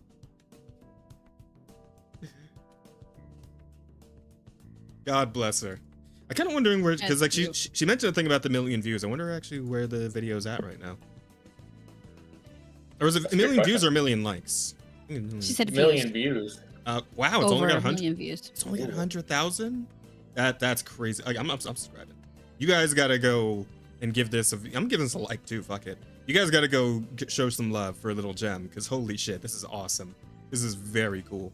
Apparently, like her whole channel is making video game shit. So I'm kind of curious. Like, what are the projects? Ah, okay. So she makes like Five Nights at Freddy's suits and.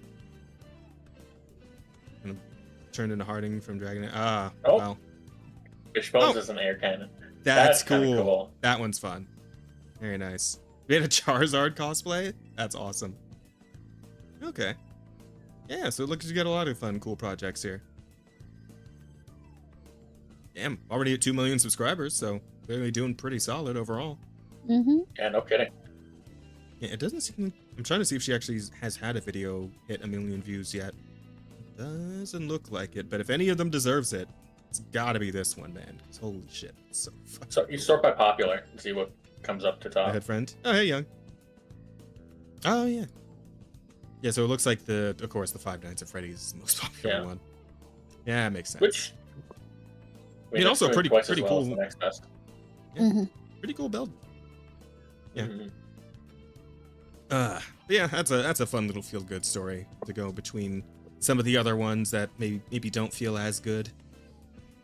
I suppose we could touch on the whole Roblox thing real quick, because that's kind of blown up in several ways since we lightly touched on it. It would seem the government is getting involved. I believe, I don't know if they're being directly sued by the government, but there seems to be some government involvement there. Though weirdly, inversely, apparently Roblox is also, because of this whole controversy perhaps, just broke a record for number of players on an online platform, like beating out Steam even. And their stock is going up, so it's concerning. On that one. Yeah. Stocks are sometimes a little, it takes a little bit more time for stuff to catch up on them. But again, we're back to that whole, we had this conversation with Nintendo Switch 2. A lot of the times, the people who need this information the most are the ones who pay the least attention. And in this case, we're talking about parents. And a lot of these parents just are not plugged into the internet and do not look or think about it. And they're not getting it.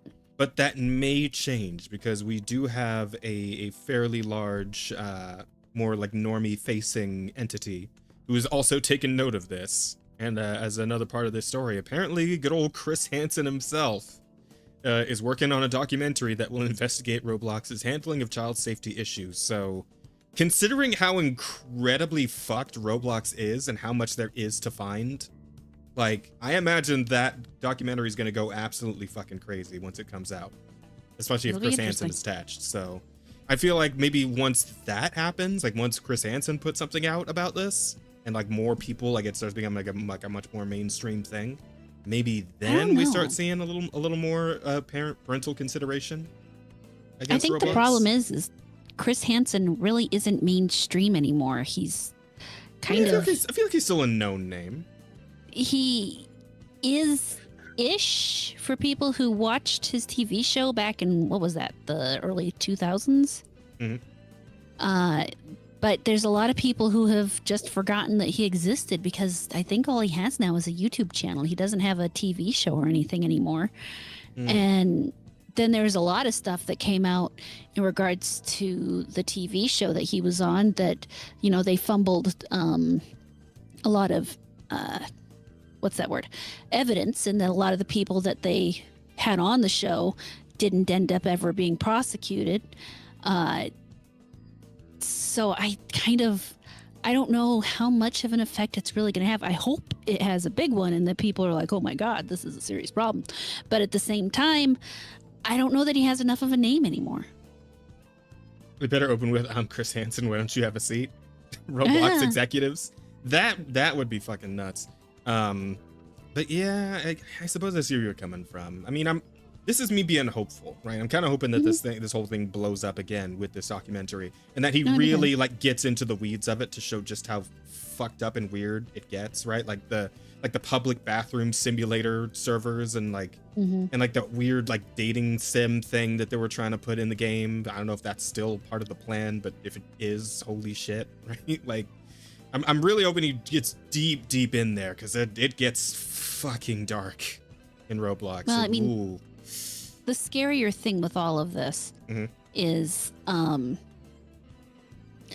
here remembers Club Penguin? I remember it. I mean, I've seen a shit ton of memes. I never actually used it myself. I don't know if you guys did. Yeah, so this is going to be kind of that situation again. Oh, did they? Was there like a pedophile problem? Oh, on there Club was Penguin a too? huge problem on Club Penguin. I mean, they had, I mean, they were horribly infested, horribly. And it's kind of like that anytime you put together a situation that people think is for kids only, and they let their kids go out and play with it without supervising them. That is the perfect situation for an adult who is willing to, well, an adult who obviously has no morals and is more than willing to abuse children. So, because they will happily lie to get into that situation. Yeah. Was it resulting in like the really crazy situations though, with like IRL meetups and kids like you know trying to and hero themselves and all that shit? Yeah, I mean, it was really bad for a while. But I mean, see, that's kind of what I'm talking about. It was such a big deal back, what was that? Probably Club Penguin was like dead late now, right? 2010s-ish. Like isn't that game like gone, like done? I think it's gone, and then it came back again. I think there's still like some private servers. Okay. Sort of, but that was such a big deal then, and people barely even acknowledge it, even understand that it was there now, no matter how pervasive and bad it was for kids. And getting people to hear this, I don't want to say pay attention, because if you can get them to hear it, they'll pay attention, but getting to the point that they hear it, to really hear it, is the hard part. But Chris Hansen also really damaged his reputation with the Onision stuff. If you know what that was. I remember that name. I know I've heard that name before. He was a really big YouTuber, and he was threatened with, or not threatened, accused of a number of very bad things. Him and his partner actually were accused of taking in and abusing a young lady underage after she removed herself from another situation. And obviously she wasn't the only one. This is one of those situations where, you know, that he was a big YouTuber, so he had a lot of kids in his audience that were communicating with him. And so, but the way Chris Hansen, unfortunately, I mean, Chris Hansen interviewed all these people who were supposedly involved with it and dropped the ball on all of the evidence. So, I mean, he's seriously caused himself some bad reputational harm. So I'm not sure. He's really earned himself, at least in the YouTube sphere, more of a reputation of being a grifter than anything else, because he just, it doesn't go anywhere with him. Well, I mean, I suppose as far as the whole Roblox thing goes, like this could be a chance for him to kind of like, you know, make up some face here, because like this is the slam dunk of all time, right? Like there's so much evidence of so much fucked up, awful shit going on. Like you couldn't step into Roblox without seeing something crazy, right? Like even if you weren't even looking, right? Like that's how fucked up it is. Like there's almost no way to fuck this up for Chris Hansen, right? So he will find a way. Well, let's hope not. Like for the sake of the kids that are using Roblox, let's hope he doesn't, because again, we do want there to be some kind of change here, like some kind of solution to this problem, because at the moment, at this very moment, it's still happening. It's still going on. Nobody's really done anything significant about it that's actually going to stop this from happening to kids, which, you know, that's the most fucked up part about this whole thing, really. You know, I know a lot of people are scared of like government overreach and like them using this as an opportunity. Like I know like way up here somewhere, I think it was it from a band, or was it fucking it's Chibi. As predicted, they're using Roblox as a Trojan horse to push the Kids Online Safety Act, COSA, in the United States. Members of their staff, Haley McNamara, was caught deleting tweets about cuties to side with Collective Shout. They are fine with real children being exploited. Yeah, so again, that is fair, and it's fair to consider that. But at the end of the day, the biggest considerations should still be the kids themselves and keeping them safe. I don't know how we go about doing that while also, protecting internet freedom, which is also very important. But obviously, Parents. it's the parents. But we all know that there's way too many fuck ass parents out there that are just, but at children what point themselves. Does the fact honestly, that in a someone lot of else is a bad parent means that it's supposed to impact my rights? I know that sounds cold-hearted. I get it. It does sound cold, but it makes sense, and it's also a logical conclusion here. And the other part to consider is, I'm not defending just my personal freedoms. I'm defending the freedoms of my child, my own child, who I would pay attention to and take care of and make sure they're not doing that shit, so that they can go forward and have a chance to argue about things that they may not be able to if I don't defend not just my freedom, but their potential future freedom as well. Right. Yeah. Well put. Yeah. Again, another complicated situation, huh? Although this is far more complicated than that whole fucking. Well, it's a different type of complicated. There's complicated because there's just a lot of factors going on, and then there's complicated because people are fucked up.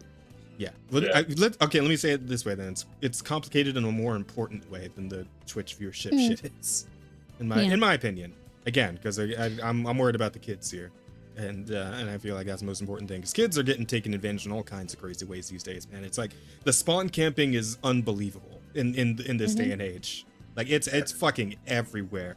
Everybody's trying to get those kids somehow, between fucking like Coco Melon and Roblox and just God, it's too much.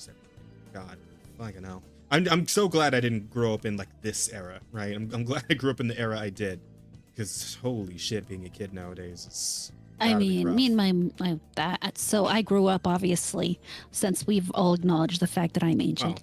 Well, when you were a kid, they were still playing stickball and shit, right? Like they were still pushing the tire with the stick and shit.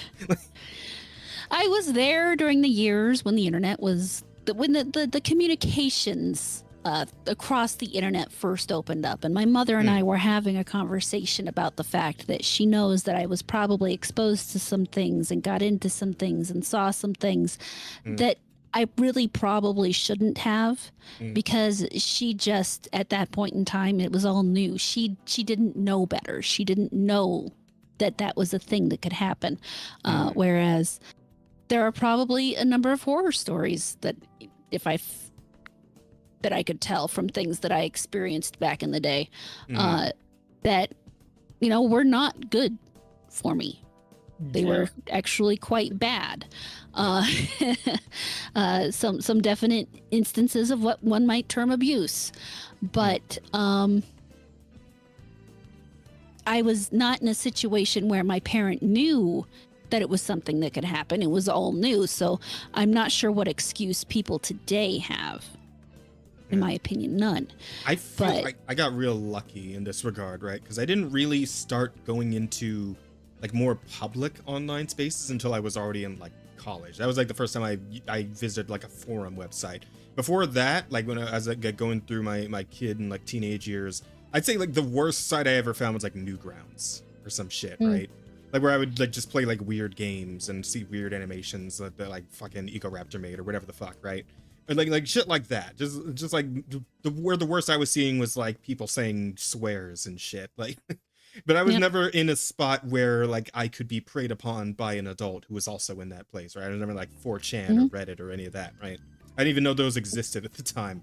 Not until my college years, and at the point where I was like pretty much an adult anyway. So I was 13 in literal AOL chat rooms where, age 6 location was what everybody asked, So we're talking, the full on press there. I'm well aware of what can happen and the type of things that do happen when parents aren't paying attention to their children. But the fact of the matter is, it doesn't matter what safety efforts the government enacts. It doesn't matter what they do, because in the end, all of those things they try to do, they don't affect the kids, and they don't affect the people who do the bad things. They only affect, it's kind of like gun control. It only affects the people who try to obey the law, who try to do the right thing. The only people you are limiting are the people who want to do the right thing to begin with. And you're making their life harder while literally doing nothing that actually fixes the problem.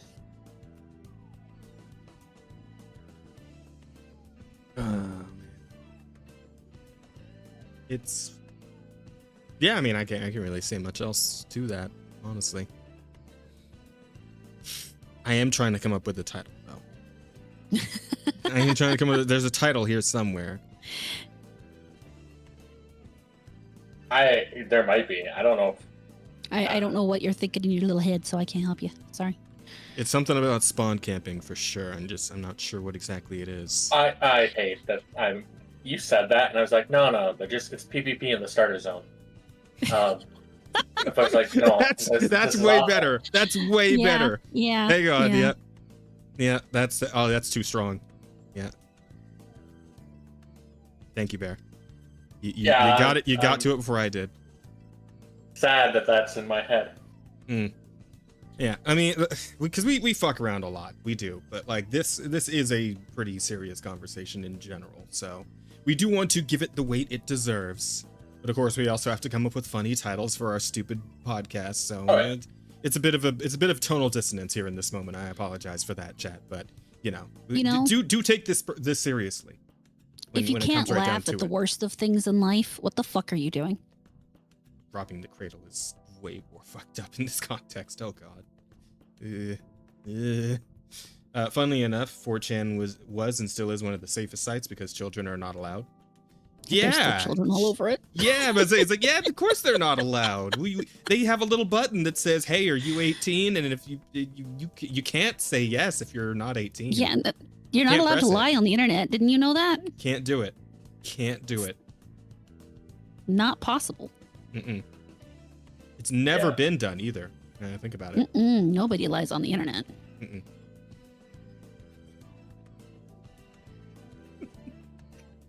I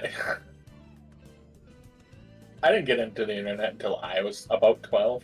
That's when we first had our own a computer at home. I was poor. But man, even the stupid shit it's like, kids today they're just kind of fucked from the outset. Yeah. It's definitely not easy to be a parent in today's world. Yeah. Yeah. Probably a little bit easier if you forego the temptation of the iPad to distract the child so you can do whatever the fuck you want to do.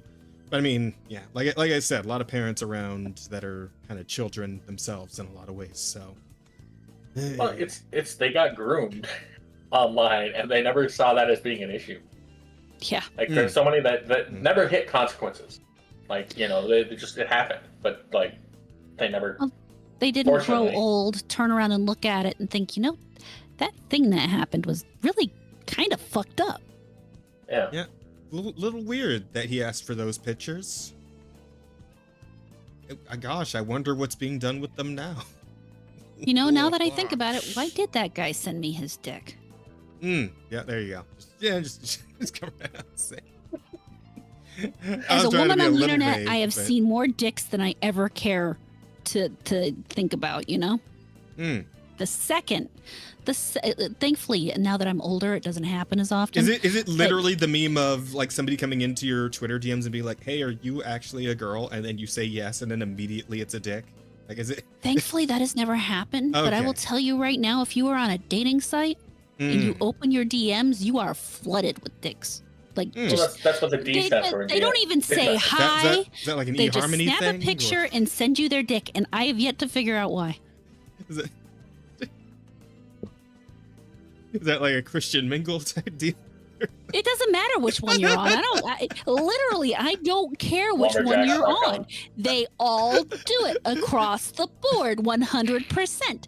And you will see dicks from 60-year-old men all the way down to 18. You will get the entire age, color, length, girth, showers, growers. You get the whole.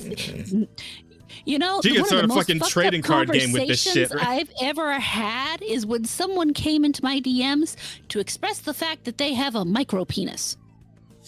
Oh. And that was a topic of conversation for them for some reason. They really wanted to talk about their micro penis. And I'm like, I don't even know your name. Why the fuck are you telling me about your dick? Is it like playing Where's Waldo? It's like, well, they call me Tiny Tim. So From everything he was saying, it was basically so bad the doctors consider it a medical condition. So I'm like, why are you telling me this? What is the end goal here?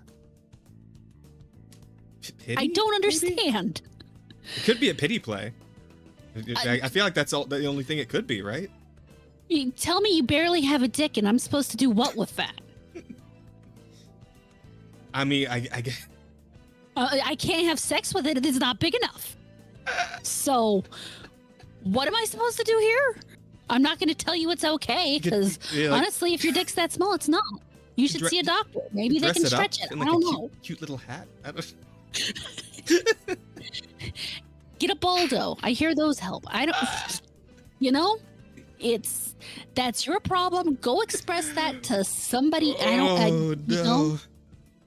And you know, now that I think back on it, maybe the problem wasn't that he had a micropenis. Maybe the problem was he was confusing his clit for a penis.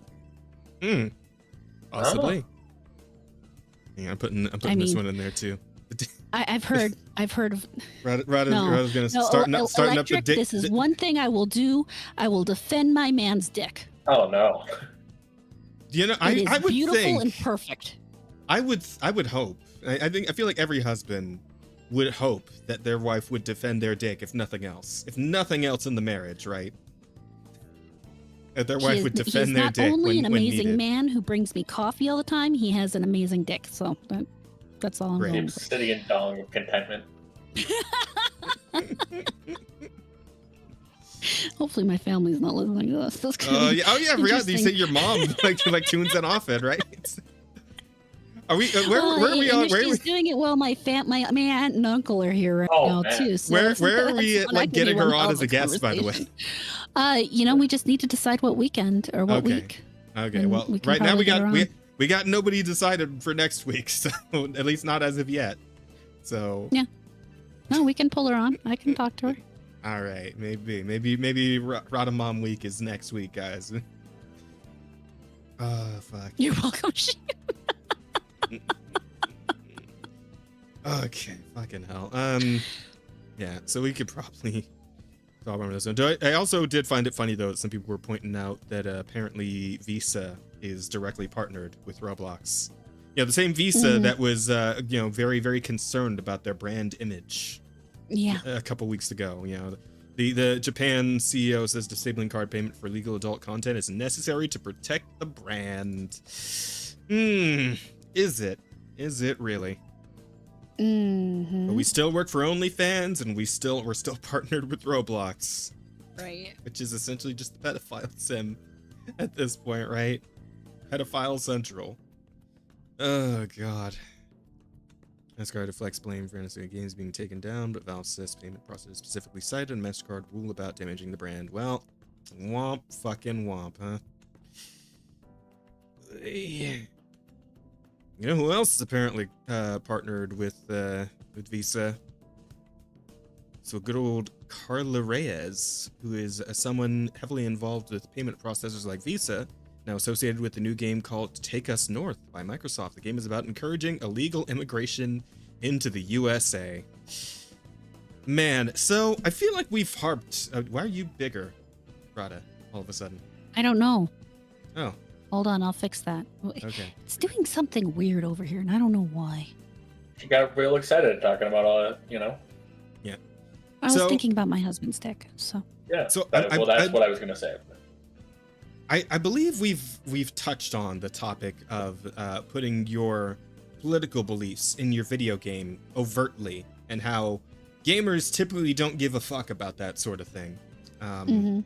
Well, it seems like some people just don't really get that message, and I believe you brought this up before we started, Rada. But yes, Take Us North is a game that is in development. It is a thing that is happening. And good old Park Place has the story for us.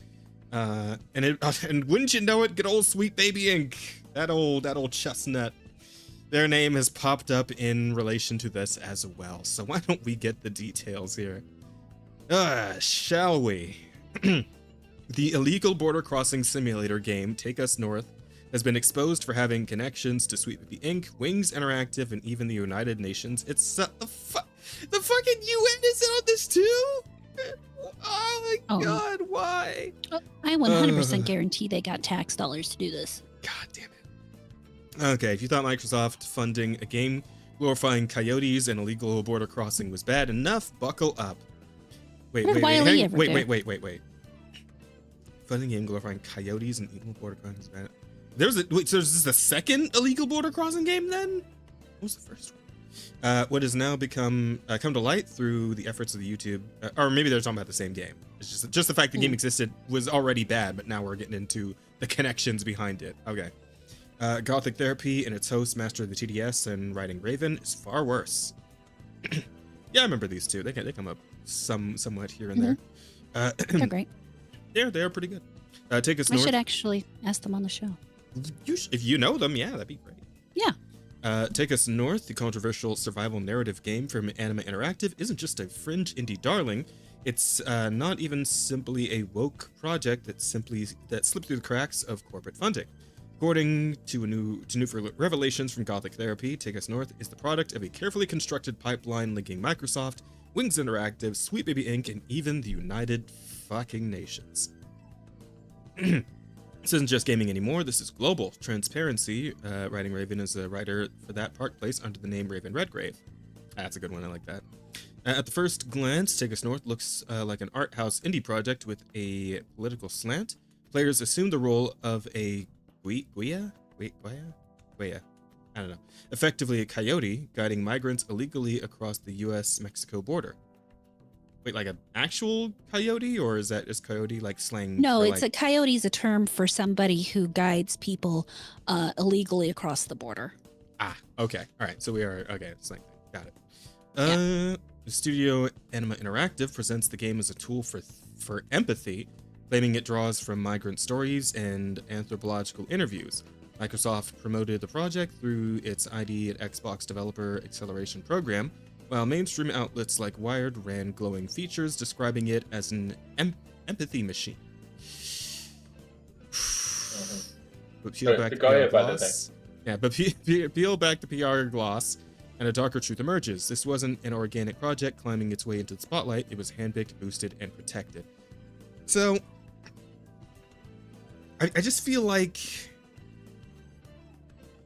Okay, far be it from me to immediately shit on immigrants who may have had like a tough time in Mexico and wanted to come to the US to escape said tough time, right? Just feels like somewhat of like a bad time to go for this sort of thing. You know, given how we've, you know, had the way the immigrant conversation has shaped up in the US in the past couple of years, right? This feels like a bad time to go for like the sympathy/empathy angle with a game like this, where you're kind of like, because you're doing this whole art house and you're making it very like kind of cutesy framed and shit. Meanwhile, like a dude just killed like a whole family of 3 because he didn't have he got a license somehow, even though he was an illegal immigrant, and like fucking drove an entire truck around on a freeway, right? And it caused a lethal pileup of cars. Like, I don't know if people really have it in them to just blindly empathize with illegal immigration at this point in time. That might just be me. I feel like that feels like the vibe to me, but I don't know. Is that just me? Is it just me who's feeling like maybe the vibe's not really there these days? I don't know. The polls that they do, I'm thinking that's the vibe everyone has. I think the people that are really up for illegal immigration, it has always been a relatively small number of people. like Villain and Yokai in chat, like, they also smuggle drugs. They also smuggle weapons. But I bet you those things don't come up in the game. No. Be willing to bet. The game is going. with a Goya and not a coyote. So the what the term they specifically used is guide, and that's supposed to be the kind person that just brings you across rather than the drug dealer. Okay. Fuck this. Yeah, very likely the more realistic thing is the person that's taking you across is either filling you with drugs or just filling you in general. Yeah. And you're paying them quite a bit. Yeah, it's not good. Shit is wild. Okay, well, Wings, anyone who was... Because Wings, these guys I had not heard of before. Like, this is my first time hearing of Wings and whatever the fuck this deal is, but let's... It looks very Sweet Baby-ish from this web page that we're looking at here. Let's see. Anyone who has followed recent industry controversies knows Wings Interactive, the shadowy funding group vanished from the public eye after Gothic Therapy's scrutiny over its role in bankrolling obscure titles that pushed activist messaging, while pulling in suspiciously high funding totals. Let's see, can I make this bigger? I kind of want to read through this real quick. Opening, image, new tab. There we go. Here we go. Okay. Let's see. Diversity and creativity. I'm sorry. Diversity equals creativity. Let me not fuck it up or anything. Goodness gracious. I wouldn't want to misrepresent them. Wings believes that some of the most creative and successful games of tomorrow will be made by teams where women and other marginalized gender developers hold... I am... like, I started phasing out of my body, like, mid-sentence there. I'm sorry. Hang on. Let me recenter myself. Ooh, okay. All right. Hold key creative, technical, or business positions. To create those opportunities, Wings provides project funding of up to $500K and business support for teams in self-publish their games and build sustainable studios. You know, as long as they're actually, you know, doing this whole thing with the marginalized gender and the women and all that shit. I imagine this doesn't really apply to a self-published team that might be perchance all white dudes, or just all dudes in general, or just all white people in general. You know, it's maybe somebody like, I don't know, Sandfall Interactive, or, you know, something of that sort, where they're just all French people, you know, things like that. I imagine they wouldn't be too keen on teams like that, but I don't know, that might just be my own speculation, honestly. With Wings developer first approach, developers get a significant revenue share from the first dollar, own their IP rights, publish rights, and have complete creative and business control. Again, I imagine there's quite a few conditions that go along with that, but Wings is the only fund where investment decisions are guided by a selection committee of only women. Oh, goody. Only Nothing women. bad ever came from a group of only women. That feels a little... Women only make correct decisions. Right. That feels a little less diverse, though, if it's only women, right? I mean, shouldn't... Whoa, what are you talking about? Women are diversity, you know, incarnate. You know, I didn't know that, Bear, but now that you've told me, it makes a lot of sense, and now I get it. Thank you for educating him. Yeah. Appreciate that. So anyway, so that's them, I guess. He doesn't know better. Yeah, true. You know, that's why voting rights or voting laws are racist, right? Because I don't know how to get a driver's license or read, really, in general. So, you know, the fact that I'm not allowed to vote because of those things is horrific and awful and bad. Yeah. Well, it's just important that you know that they can have multiple differing and often conflicting opinions all on the same topic. Diversity incarnate. Yes. Yes, I do. I get it now. Thank you. Yeah. Woke is unbearable, pun intended. Absolutely. While you're at it, do the 17th and the 13th. Oh, yeah, this is true. All right. Let's see. Wings is back, and their fingerprints are all over Take Us North. According to Gothic Therapy, Wings co-founder Audrey LaPrince personally promoted the project. Wings didn't just nod at the game, they endorsed it and helped pipeline it into the indie festival circuit. Remember, Wings doesn't operate like a normal publisher, it functions as a grant body, distributing large sums, often up to $500,000, into games that rarely attract more than a few hundred players. That is true. That is true, man. God, what was that one? Like actually, Sweet Baby like created, like developed and published. Unknown 9 Awakening, I think, is what it was called, right? And of course, nobody can forget good old fashioned. Oh my God, I forgot the name. Dustborn? Yeah, that's the one. Good old Dustborn, man. For Dustboarding 2 again. Oh Lord. Anyway, remember, Wings doesn't operate like a normal publisher. It functions. Oh wait, no, I already read all that, didn't I? Yeah, okay. This is where I was at.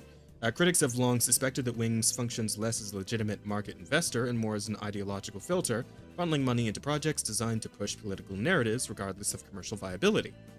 Which, but you they know, only suspect it. And it's funny They don't because know. political narratives and commercial viability kind of are like directly opposed to each other, right? That's a straight up perpendicular situation at this point. So, I'm sorry, what were you saying, Bear? No, I was just saying that they just suspect it. They don't know for sure that, you know, they're just trying to push an agenda.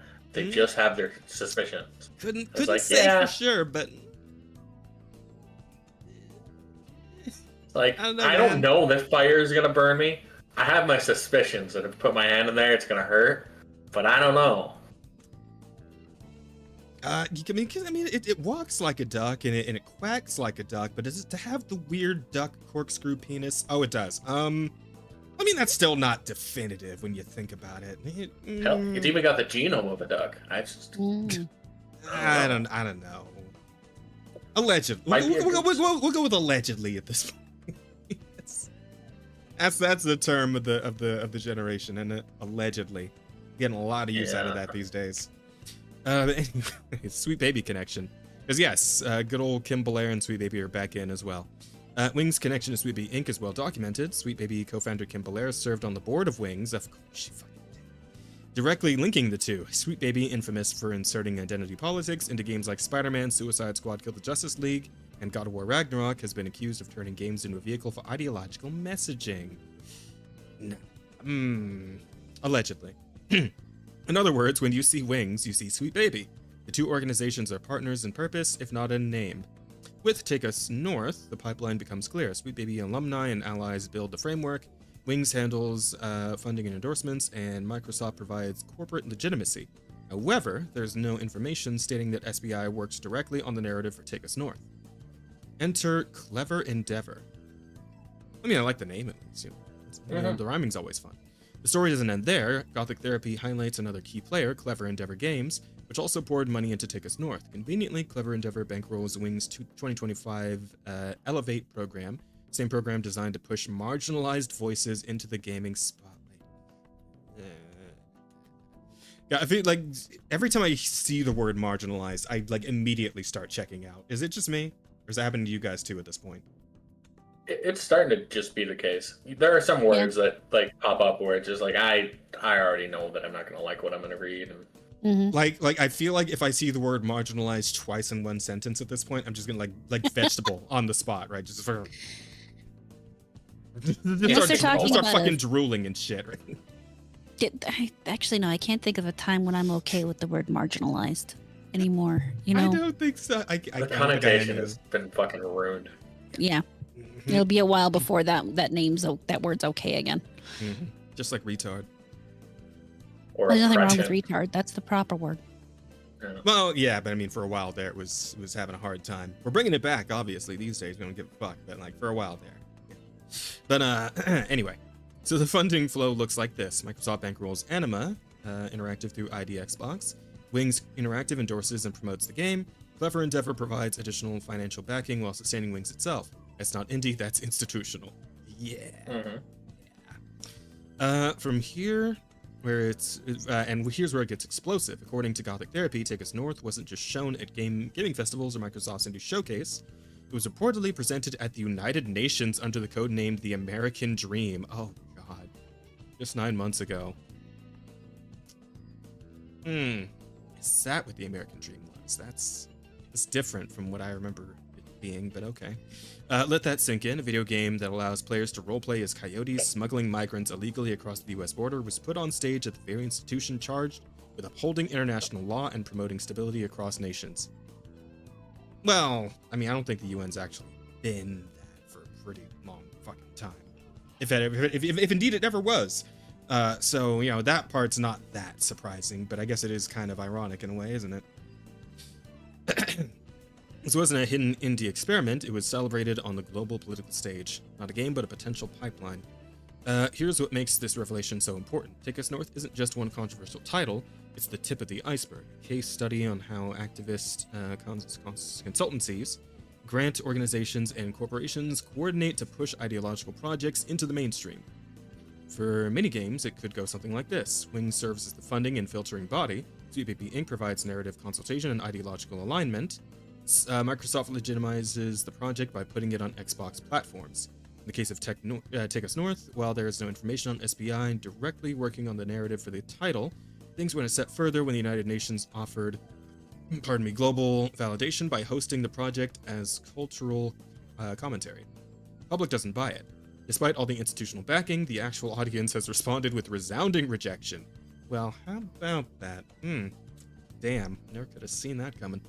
On the Game Trailer's YouTube channel, the Take Us North trailer sits at just 3,800 views, with a humiliating dislike ratio of 433 dislikes to only 69 likes. That's pretty... I kind of do want to take a look at the trailer. I am curious. I think we should look at the trailer before we wrap up this story. But I'm going to finish the article first. Anime Interactive's own YouTube channel has a mere 61 subscribers. Damn, that's even worse than us. That's crazy. Holy shit. Without corporate and institutional boosters, this game would be invisible. Additionally, since being called out by prominent gaming influencers like God of Therapy, Smash GT, Asmongold, Grums, Anime Interactive has deactivated its X accounts. Well, I bet you they're still active on Blue Sky, though. Yep.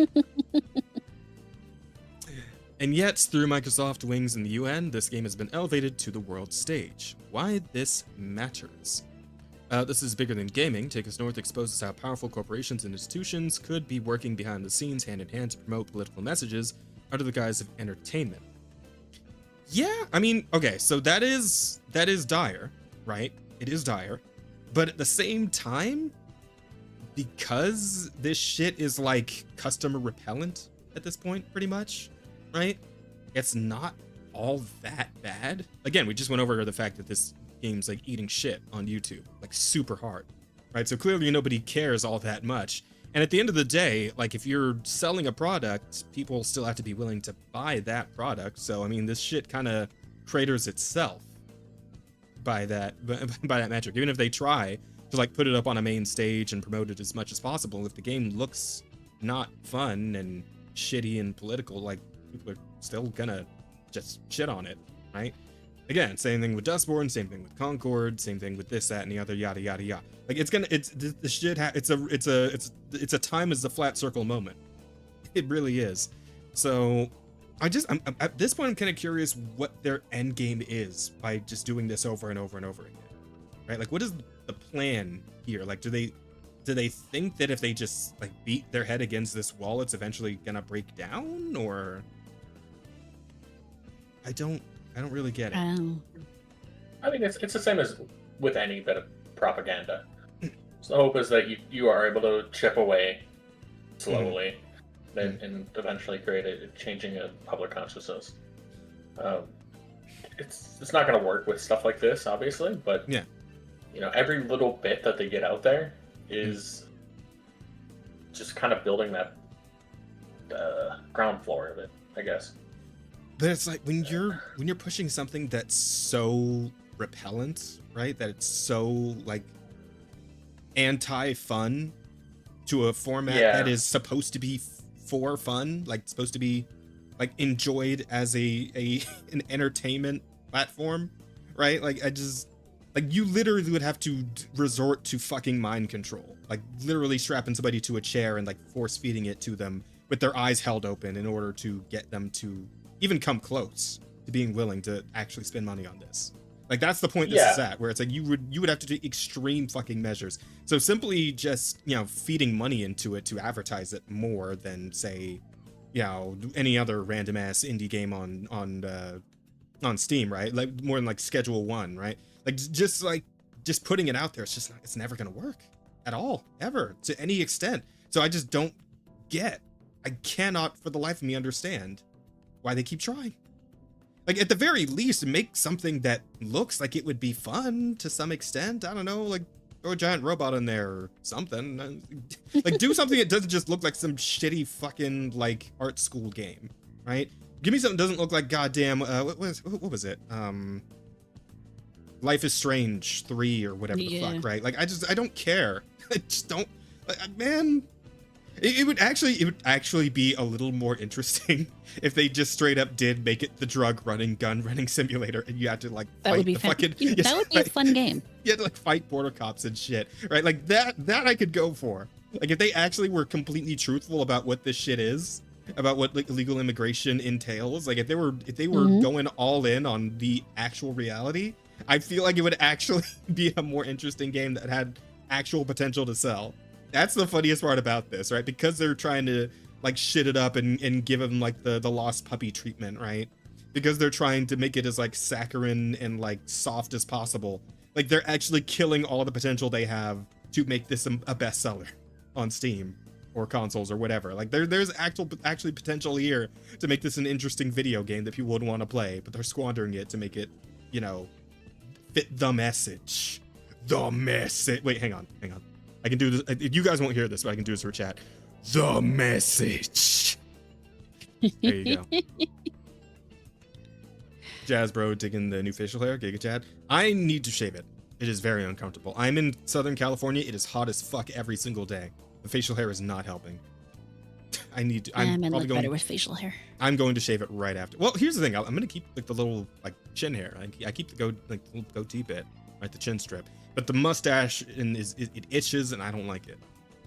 Not a fan. Oh, that sounds like being a little bitch. Wait, I never seen you, Bear. Like, do you just go full on fucking lumberjack with it, or what's your deal? You've seen my facial hair. I have. He's a bear. I sent you a picture. You did? You don't remember this? How long ago was this? You talked about it. How long ago was it? This? A dick pic? Rather quiet. It definitely was not a no. I think Bear realizes that our friendship is not one in which he can just send me his dick and that'd be okay, right? No, that's your friendship with Asta. It was 3 months ago. Okay, that probably explains why I don't remember that. Because that's it's still in our DMs. Okay, well, so you're doing the full fucking facial hair, full beard. Yeah, I do the full facial hair. I've done like the full beard, where I just primarily do goatee though. I let it grow out. It's down to my stomach at this point. So. Damn. Okay. Fucking Santa Claus over here. Holy shit. Oh no. When I had it at its fullest, it was down to my crotch. Like I could. Oh, you look at that one fucking. I'm not gonna finish that statement, you look like that one fucking. Yeah, look at that one fucking crazy dude from Gravity Falls with like crazy, like the beard like touches the floor and shit. Like. Yeah, I like that shit. It itches for a while and then you just get used to it. That's just how it works. Okay, yeah, fair. I mean, you do your thing, bud. I'm not gonna fault you for it. But anyway, circling back to illegal immigration, the video game. Let's see. At a time when communities across the U.S. are grappling with record-breaking illegal crossings, cartel violence, and humanitarian crises, we now have confirmation that global institutions are funding, protecting, and promoting a game that glorifies the very coyotes who exploit migrants in real life. And when Elon Musk himself reacts, as he did this week, calling the project weird, it signals that this controversy has broken containment. It's no longer a niche game issue. It's part of the global conversation about immigration, corporate activism, and propaganda. The bottom line, Take Us North isn't just misguided, it's the clearest sign of a potential pipeline that stretches from activist consultants to multinational corporation to the United Nations itself. This isn't about indie storytelling, this is about power. And now that the truth is out, the industry and the public have every right to demand answers. Surprise Take Us North is swings, sweet, and sound off in the comments and let us know. I mean, I feel like I can't say whether or not I'm surprised because I didn't like know this game existed before the story happened, right? I'm still curious as to see what the fucking trailer actually looks like here. Hang on. Hey, Rose and Crew are playing fucking Night Rain. Of course they are. She's constantly playing Night Rain these days. Jesus Christ. What's wrong with that? That makes her happy. No, it's good. It's a good game. I'm just saying, it's like it's either that or Cyberpunk. It's like I don't know. She used to vary it up a little bit more, but I mean, if she enjoys the game, you know, more power to her. Vary it up. What's varying it up? I don't know, like just playing. She used to play like a lot of different games from week to week. Is all I'm saying, right? Yeah. Fuck, I forgot the name of the game. Oh, hold on, no, it's she's using the wrong thumbnail. She's not actually playing. She's playing Kona. Oh yeah, wow. Well, never mind. Oy. Oh well. Okay, yeah. So all the Veradar getting in there, fucking Asin getting in there. I just want to see the trailer for the game. Here we go. Did you type in the word trailer? I did now. Okay, Take Us North official teaser trailer. Let's see.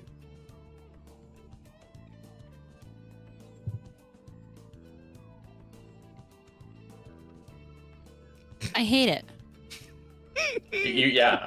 I'm just listening to it and I don't like it. Mm-hmm.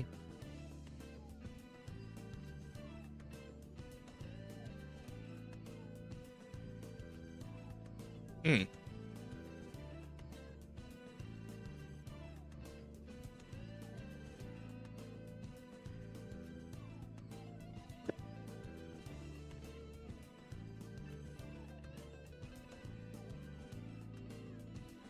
The fuck?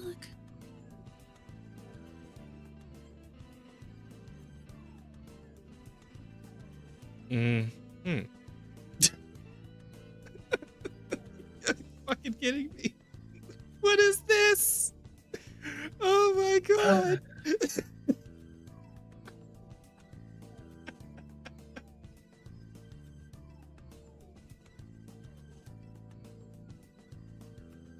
Sorry, does anybody speak Spanish here? Can translate Nope. that? Okay. But I feel like with the amount of Spanish that they were using, it's like it's just there to say we know Spanish. Like we speak it. Man. These Like, are obviously okay. Spanish. These are obviously Spanish-speaking people doing a thing. Yeah. I can't wait for the Send Them South DLC. All right. Yeah. Yeah, you should like that comment. That's a good one. That's a good damn one. comment. Oh, fuck, that's the That strongest. deserves like holy shit. Holy fuck. Oh, that's great. I think, wait, does this comment have more likes? Yeah, it has more likes than the video does. No, wait, no, it doesn't. Okay, this trailer has 2.1k likes somehow. Wait, so what was the video that was on the article then? Unless that was like right after it dropped or something. Game trailers. Oh yeah, this is the like official page, right? So this is their home turf. That's probably it. But also, you can't see dislikes, so. No, you have to have an app installed for that. You know what? That's for you though. There you go. Let me just place that on the counter for you. There you go. I'm willing to bet the devs are the not in my backyard type of people. Oh yeah, absolutely. Comment section will see more people than numbers playing this. Oh man. I wonder if there's mini games like avoid being oh god. Right? Oh, or escape the prison farm once the cartel gets you where they want you.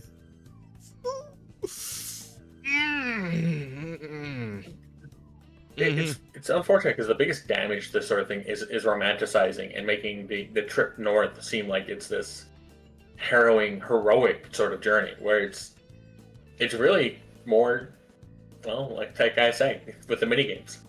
You know, you're Seems like walking through the port of entry would have been so much easier. Yeah, how about that? I have an idea. Have we tried improving Mexico somewhat so people would stop wanting to leave? well, we've taken a lot of their shitty people, so you'd expect it to have gotten better, but I don't know. It's somehow that didn't work. Well, I suppose some things really are just kind of complicated, huh? No, there have always been talks about going into Mexico and helping to wipe out some of the cartels. The current president of Mexico does not like our current president all that much. She's she. Yeah, okay. Yep. I don't need to go any farther than that.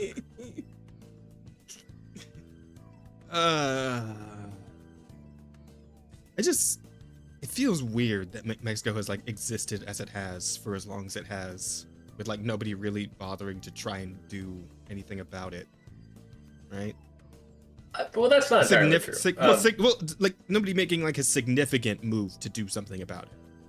Because Mexico is at this point, like unless I'm understanding here, like if I don't quite have the full scope, as I understand it, Mexico's just kind of controlled by gangs at this point, right? Yeah. Yeah. So, is my understanding as bad? It's a bad thing, correct? It is. Yes. And yet nobody like feels like something should be done about that. At least as far as like the Mexican government, you know, the ones that are supposed to be in charge and protecting their citizens and all that. Like they don't think maybe they should, I don't know, try and sort that out a bit. So to put this into context, in 2024, between September and May, 34 political candidates were assassinated by the cartels. Okay. Because they were anti-cartel. Okay. You know, so, there are a lot of people that are against it. They're dead usually. You know, but after not too long, after announcing their positions, it's like, I've chosen to die. Okay, so I'm not saying that the U.S. should invade Mexico. However, what I am saying is that if the U.S. did invade Mexico and take it over, I wonder if that might sort out a few issues that we seem to have between the two of us, our two nations. I don't even think we need to take it over. It's just taking out their. We just need a better fence. We need a better fence. But if we did go in there and we did help, you know. Well, because I'm thinking about the humanitarian answer here, right? Because of course we could just wall ourselves off from them entirely, completely, and you know set up turrets and everything and just let them sort themselves out. But like, if we actually wanted to help the actual like innocent, law-abiding people of Mexico, you know, I mean, we get in there, we handle some shit, and then you know then they're safe and they don't have to leave Mexico, right? Everybody wins. And then we leave except for the and cartel. Things get bad again because I love helping people. I want to help people. I want to see people get better. But the problem with helping people is that unless they are willing to do it themselves, unless they are willing to put the work in to maintain it, your help doesn't actually help. It might ease their suffering for a little while, but it doesn't actually solve the problem. It just prolongs it. So unless people are, it's kind of like, so I don't know if we want to get this in the weeds on politics. I immediately think of like, because I know you're right, because I immediately think of the most recent example. I remember I was talking, I think it might have been with Sheep or Taco. I was talking to somebody about the whole Mr. Beast like wells in Africa thing, and how apparently all those wells that he made are already fucked because like the Africans just weren't maintaining them. Apparently they were taught how to maintain them, but they just didn't. So now they back to not having water again. So I guess I do see where you're coming from on this. There does seem to be a history of like nations that don't really want to help themselves, not really doing anything with the help they get. So I don't know if that's the case with Mexico, where they might be in a position where things are just too entrenched. So I can understand like a joint effort, sort of. What have they done to fix? You have to see some stirring from within the actual population to encourage something to grow. You know, you can't sit back and watch a bunch of people who really don't seem to be doing anything to improve it and then think, well, if I just give them everything, then that's going to fix it, because it just doesn't work like that. No, I agree. Bear probably has the point there about them being like too entrenched. Because again, if they're knocking off fucking, you know, actual politicians as easily as they are, which it sounds like they are. You said 34 of them? Yeah, This was the 34. number? Just Yeah, like a couple months. I imagine any, like, you know, particularly indignant citizen who feels like they want to, like, get a group going to try and protest the cartels, well, they're probably going to disappear too, and a lot easier than the politician did. So I imagine, like, the cartels were just stomping those out, like, the moment they even get a whiff of it, right? The scarier thing, though, is when you look at it and it's actually the cartels that are helping them more than the government. And so they're going to support the cartels over the government. I know that was talked about as being the case for a while. I don't know that that's still true. I think it kind of varies from place to place as to how true that might be. But, you know, it's kind of, we don't know. That's the problem, is that as Americans looking from the outside in, we don't actually know or understand what's going on. And we could very well end up going in there and creating another Middle East situation where we've literally given all sides money to blow each other up. Yeah, that's us having issues elsewhere. Which is what I'm saying is, like, I don't think necessarily us just unilaterally going in would be a good thing. I think if it was some sort of joint effort. A joint effort. Joint with something who? different. There are Mexicans that are against it. Granted, they just keep losing their heads. You know, it's hard to have a strong resistance force when. But if their government's not helping them and they can't find people of their own to help them, if we go in and help them, you don't think it's going to end up going back? No, like I said, I think you probably got a point. No, if we go in, do something, possible. and then leave, like, yeah, that makes sense. That's not the problem. Like, I don't see a positive direction to take it one way or another. No, I don't think really leaving it's good either. Because leaving it is just going to cause us problems. It's like leaving an infected wound. You know, I'd like to work with the body's own natural ability to get rid of the infection, but if that's not happening, sometimes you just we have can't to just sit there and amputate. go, well, but there's no fence big. I mean, there's no fence big enough. You're always going to be facing issues with people coming through. But that's part of the problem is you can't go in and fix it, and you can't just wall it off. At some point, you have to realize you're just going to have to deal with your own country to the point that you don't have people constantly flooding over the border because they think they can get more benefits here than they do by staying back where they live and trying to make that better. You know what? You're right. This is complicated, and I think you should go, guys, as an initial idea, invade and have South Texas. I don't really want South Texas. I would just, I suppose the solution of, if we can't, like, just go in, fix it, and then leave, then I guess that means we got to go in, fix it, and then stay. That's how we ended up with Puerto Rico. I would say that we should probably go ahead and sort out our own shit in the states that need it before then, though. Like, you know, I hear Trump's, you know, helping out DC these days, and that seems to be getting cleaned up nicely, so that's cool. Maybe if we can maybe target New York next, that'd be, you know. Well, they're going into Chicago next, and that's the same situation that we're talking about with Mexico, because the people there have voted for the people causing the problems. They put those people in power. Right. And so you go in, you clean out the bad guys, it's just going to end up bad again. Well, it's going to say DC's in the same boat. It's like, all the people coming out, it's like, no, we want the crime. It's like, I don't know why you're saying that. DC's a little different in that DC is never meant to be treated like an actual city or an actual state. DC was always meant to be directly in power of the federal government. It's not meant to be treated like its own entity. The people that want it to become a state are retarded and don't understand the history of our country or the reason it was put there.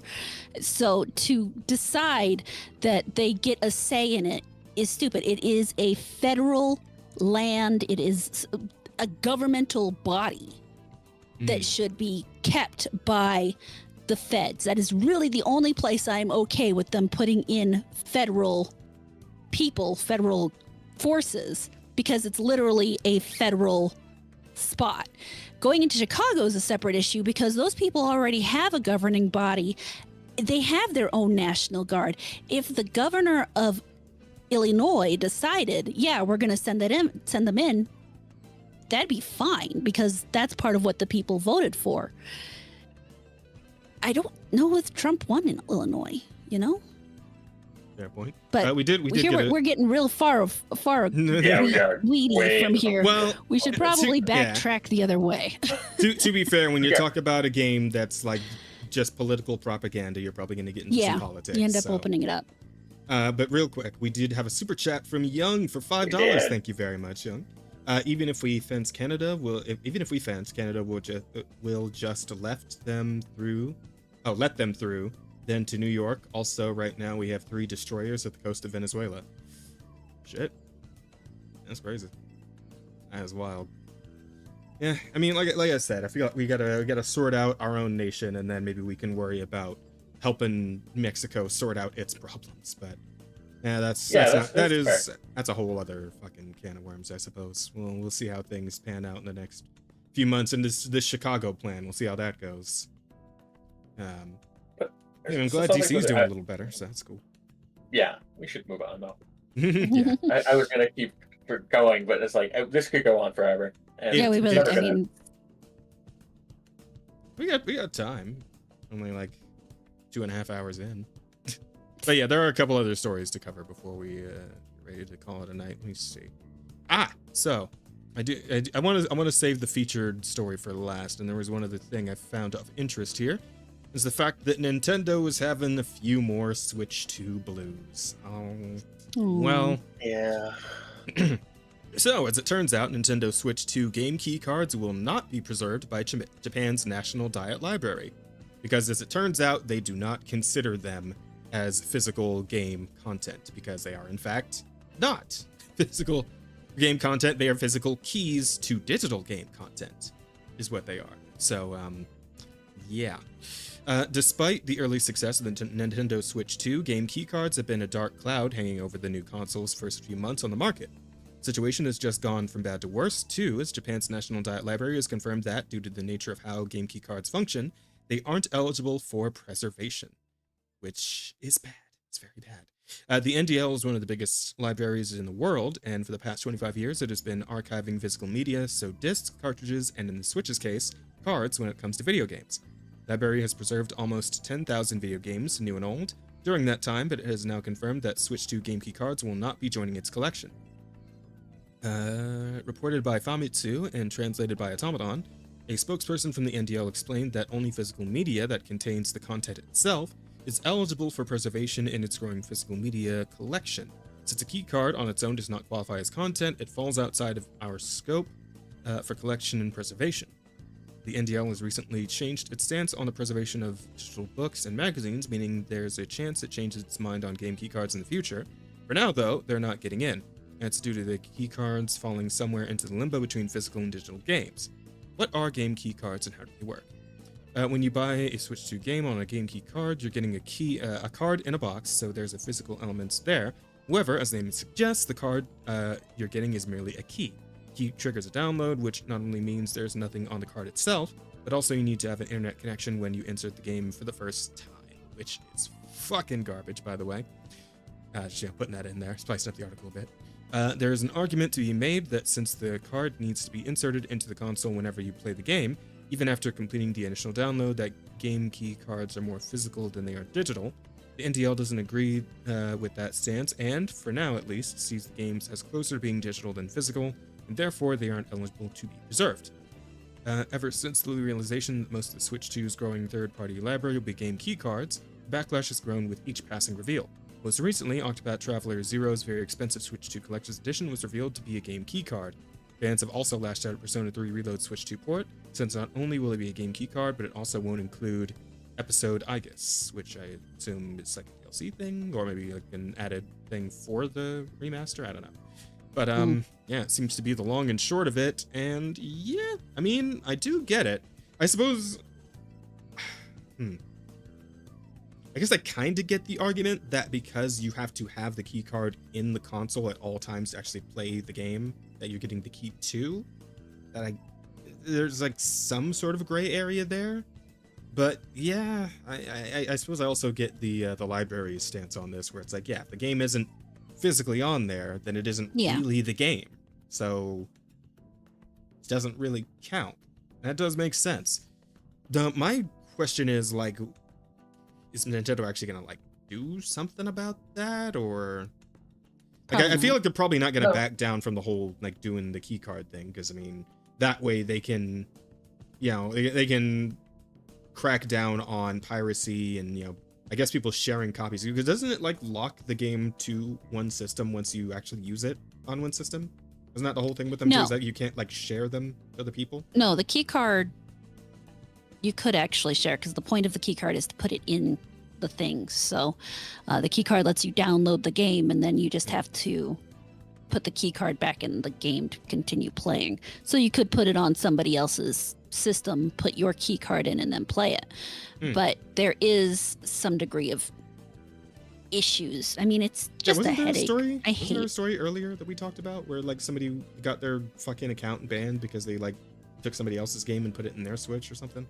They actually bought a used game, and it bricked their system. But was that one of the game key cards, or was that just a used like actual cartridge? I think that was just a regular, because I don't know that that was just a regular game, not the. You gotta just prove. At the very least, I don't think it's said one way or another. Yeah. I suppose probably not going to make Nintendo actually change course or anything like that, but it is something to consider. And like this whole thing with like the digital game push and like the kind of pushing out of the physical aspect of games in general, it's like, I mean, I'm glad somebody's acknowledging it. Doesn't mean it doesn't still suck and will probably continue to suck and get worse as time goes on. So that's pretty ass. I don't know. I guess there's not a whole lot of thoughts to be had on this, since we have had the conversation about these before, but yeah. You share the key card, but if the key card gets damaged or you put in a different key card, it will brick your console. Wait, what? Wait, what? You share the key card. That would be. If the key card gets damaged, or you put in a different key card, it will brick. What, like put in a different key card while you're playing the game that was on the previous key card? Is that what you're saying? Because yeah, that probably would fuck your shit up somehow. I mean, I don't feel like people would be doing that anyway, really. No, but the damage part makes sense too, because if it's slightly damaged and it gets treated as a separate key card, and then it just goes, well, now you're fucked, break. Yeah, but I mean, that sort of thing could happen with a normal key card too. Like, it actually did have the game on it. Like, it gets damaged, and then like your console can't read it, then you're still kind of fucked out of the game, right? So. Oh, you're fucked out of the game, not your entire console. That's a little different. Oh, okay. Oh, fair point. They won't change it since they don't like emulations. Yeah, like, again, like the whole thing was just trying to, you know, take emulations off the table as something they had to worry about, which. Well, they were trying to offer it as an alternative to emulation, but that's not going to work. No. They're screwed with that. I love that they were so worried about people stealing and emulating their games that they've now made their games basically unplayable for so many different people. It's like kind of monkey's paw sort of situation. Yeah, and like we've pointed out before, like the easiest solution is just to make like their back library more easily accessible. You know, like shit from the GameCube or even the NES or the fucking the N64, etc., and so on, which they kind of have done with their like higher tier like yearly subscription thing. Mm-hmm. But even then, it's like usually those are shitty like what do you call them, emulations of those games. Like in the case of I believe that it happened with the Mario 3D collection, where those are just like really shitty versions, like really shitty emulated versions of those games, and like it wasn't really worth it for people to buy it, because like the online emulations they could find would run smoother and play better and all that shit, right? And they would, you know, people would just, you know, break out a Steam Deck and put in a Nintendo emulator, and it would be a much cleaner experience than trying to get Nintendo's version. Not to say nothing of the fact that, you know, they were trying to charge, I think, like, was it the full 60 for those games? And like at least 2 of those are more than a decade old that were on that collection, because I think it was what, Sunshine, Mario 64, and Galaxy, like the first Galaxy, I think. Or was it? No, yeah, I'm pretty sure it was 64, Sunshine, and Galaxy. Actually, I think all three of those games are more than a decade old. Like the N64 or Mario's N64 is like goddamn 2 decades old at this point, right? Something like that. Yeah, Galaxy, if it was the newest one of those. Yeah, and that's all. That kind of just. Oh, okay. Yeah. That also just kind of falls in with like Nintendo's whole like never discounting their like first party titles, even the ones that are like remasters of fucking 20-year-old games, man. Like that's excessive. That's ridiculous. But yeah, that's just Nintendoism in general. So I don't know, man. And of course, all this still on top of the problem with that whole thing where they have like the remastered versions of Switch 1 games for the Switch 2, but like it's like a $15 upgrade to get it on if you already own it, or it's just a full price game again if you want to get the Switch 2 version. And it's like, oh god. But why wouldn't you want to take advantage of that, tasty Switch 2 hardware with all of the advantages of the Bro, Switch 2? all I wanted was a console that could play my copy of fucking Age of Calamity. All right, that's all I wanted. I could play it at fucking 30 frames, man. That's all I wanted. Couldn't even have that. Can't have shit around here. Can't have shit in Nintendo land. No. Nintendo systems where 30 frames is like, just please let me have this. No. Not unless you're willing to dole out a little bit extra money. Oh god. Mario's got some pipes to clean. Exactly. Nintendroids clap and cheer for Nintendo DS, especially going after Pal World after seeing the new Pokemon. See why they went after Pal World. Yeah. But I mean, hey, Pal World's still, going along. They're still, doing cool stuff. They got that. I still need to get on that fucking Terraria crossover update. Actually, it looks awesome. I hear good things. So one of these days. I've only touched it a very little bit for the update stuff, and it's been fun. I mean, but the base game is fun. Like, so all the extra stuff is just gonna be good. Yeah, it's very cool. Well done. Very cool. Absolutely. And they're still adding new pals and stuff too. Like they got that squid one that they just put out on Twitter, and everybody wants to fuck it. Squid girl? Yeah. Well. Yeah. And of course everybody wants to fuck it because that's just how this works at this point. Yeah. Unfortunately. Yeah. Episode, I guess, is DLC. Oh, okay. Persona Reload. Yeah, that's the 4 answer stuff from the original, the FES storyline stuff. Okay. But yeah, I suppose there's not really much else to say about that. Just Nintendo being Nintendo again. But anyway, I suppose we should get on to our featured story here. This one's kind of a crazy one, as you can see. But there was an instance where I believe his name is Raja Jackson, who is Rampage Jackson's son, who is a wrestler of some renown, went ahead and had himself a bit of a crash out in a ring, and then immediately afterwards on the street. But the one that was in the ring was probably of more note, where he goes ahead and grabs this other wrestler, and what follows is not for the faint of heart. I will play it once so you guys can see what the hell happened in case you somehow missed this, but it's rough.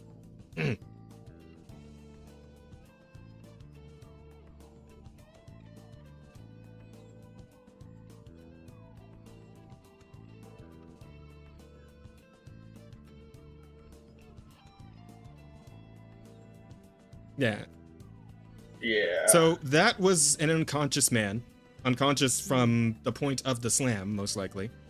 And those were real punches being thrown at his unconscious face. So, as you can imagine, didn't go very well in the long run. And of course, the aftermath is kind of nuts. Like, pretty much every other wrestler present has to get in there and restrain him. Like, it gets pretty bad. Yeah, like he's having a whole freak out right now, and yeah, they're all pinning him down. It's wild. It's absolutely insane that this happened the way it did. Oh, this is horrific noise. The audio should not. It is. That's why I turned it down again. Yeah. So that's essentially the long and short of the altercation itself. Now, there's a few events that kind of happened around this right now, and I don't know if I have all the clips available, but apparently what sparked this attack, I mean, it's an attack, it's a horrific attack, a real attack on a professional wrestler, which obviously this is all staged, it's professional wrestling, so the point here is not to actually try and hurt your opponents, but man was going in for real. And apparently, this other wrestler did end up flatlining in the ring for a little bit. Apparently, he has recovered, or is in recovery. He's not actually dead.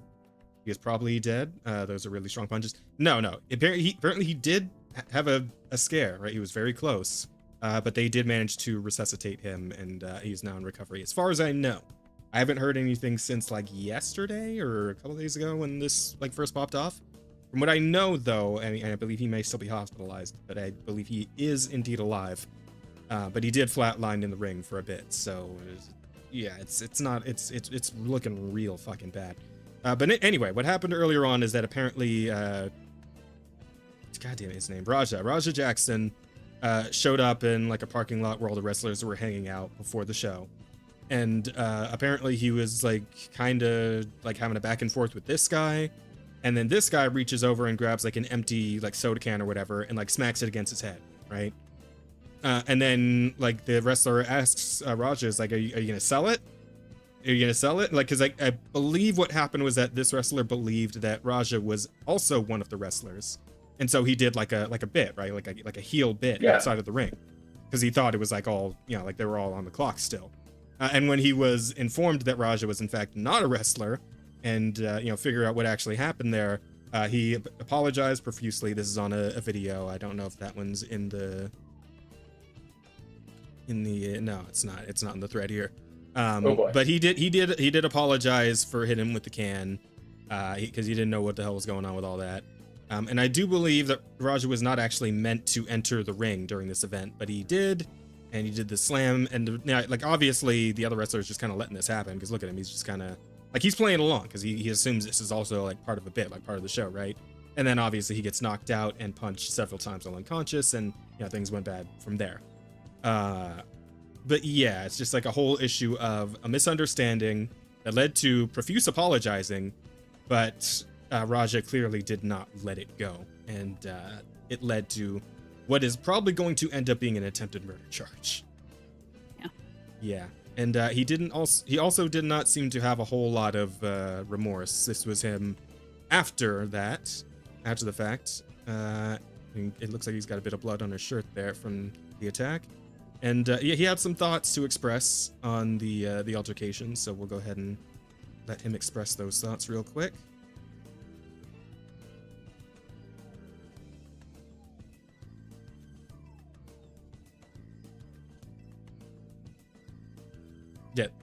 Yeah, so that is the man's blood on his shirt right there. You can see that.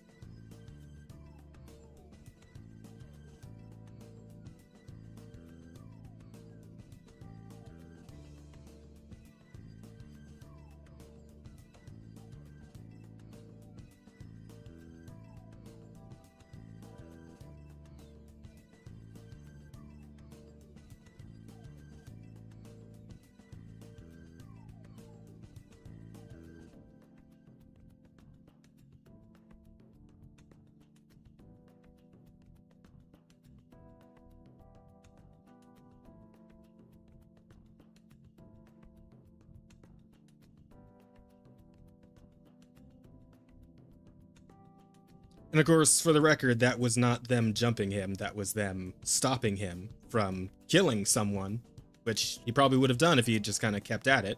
Because clearly he wasn't stopping until somebody literally tackled him off the man. So kind of nuts. And you know what?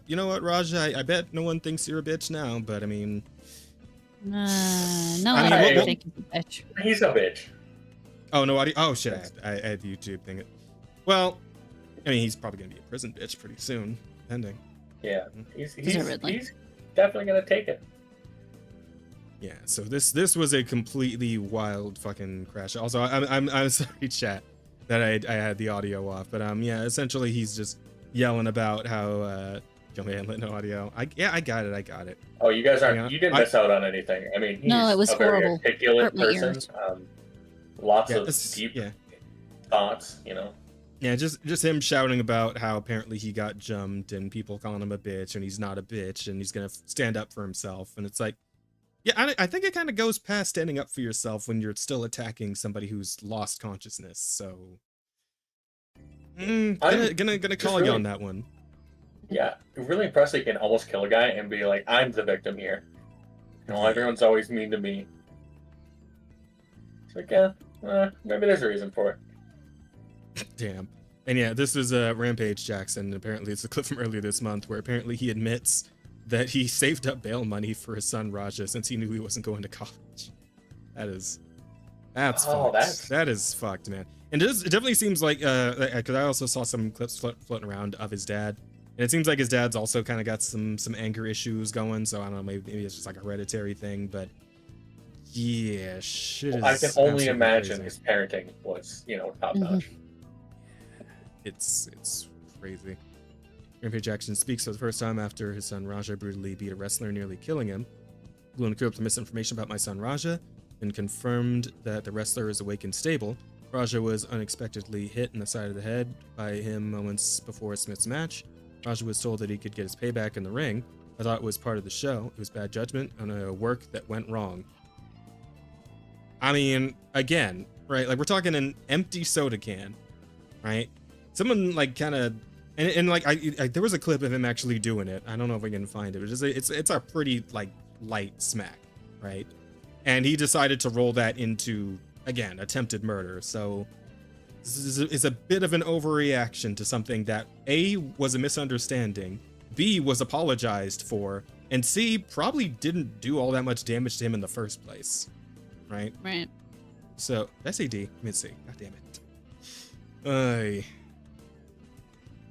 And yeah, it's also sparking a race war on Twitter because of course it is. But yeah, that's neither here nor there. That's just Tuesday. Yeah. But yeah, the whole incident itself is kind of nuts because essentially, like, again, it's probably going to end up in a attempted murder charge. He's probably going to jail for this for a good long time. So he essentially fucked up his whole life for getting his get back on a dude that hit him with an empty soda can or beer can. I don't know, whatever. It's a fucking can. So I just.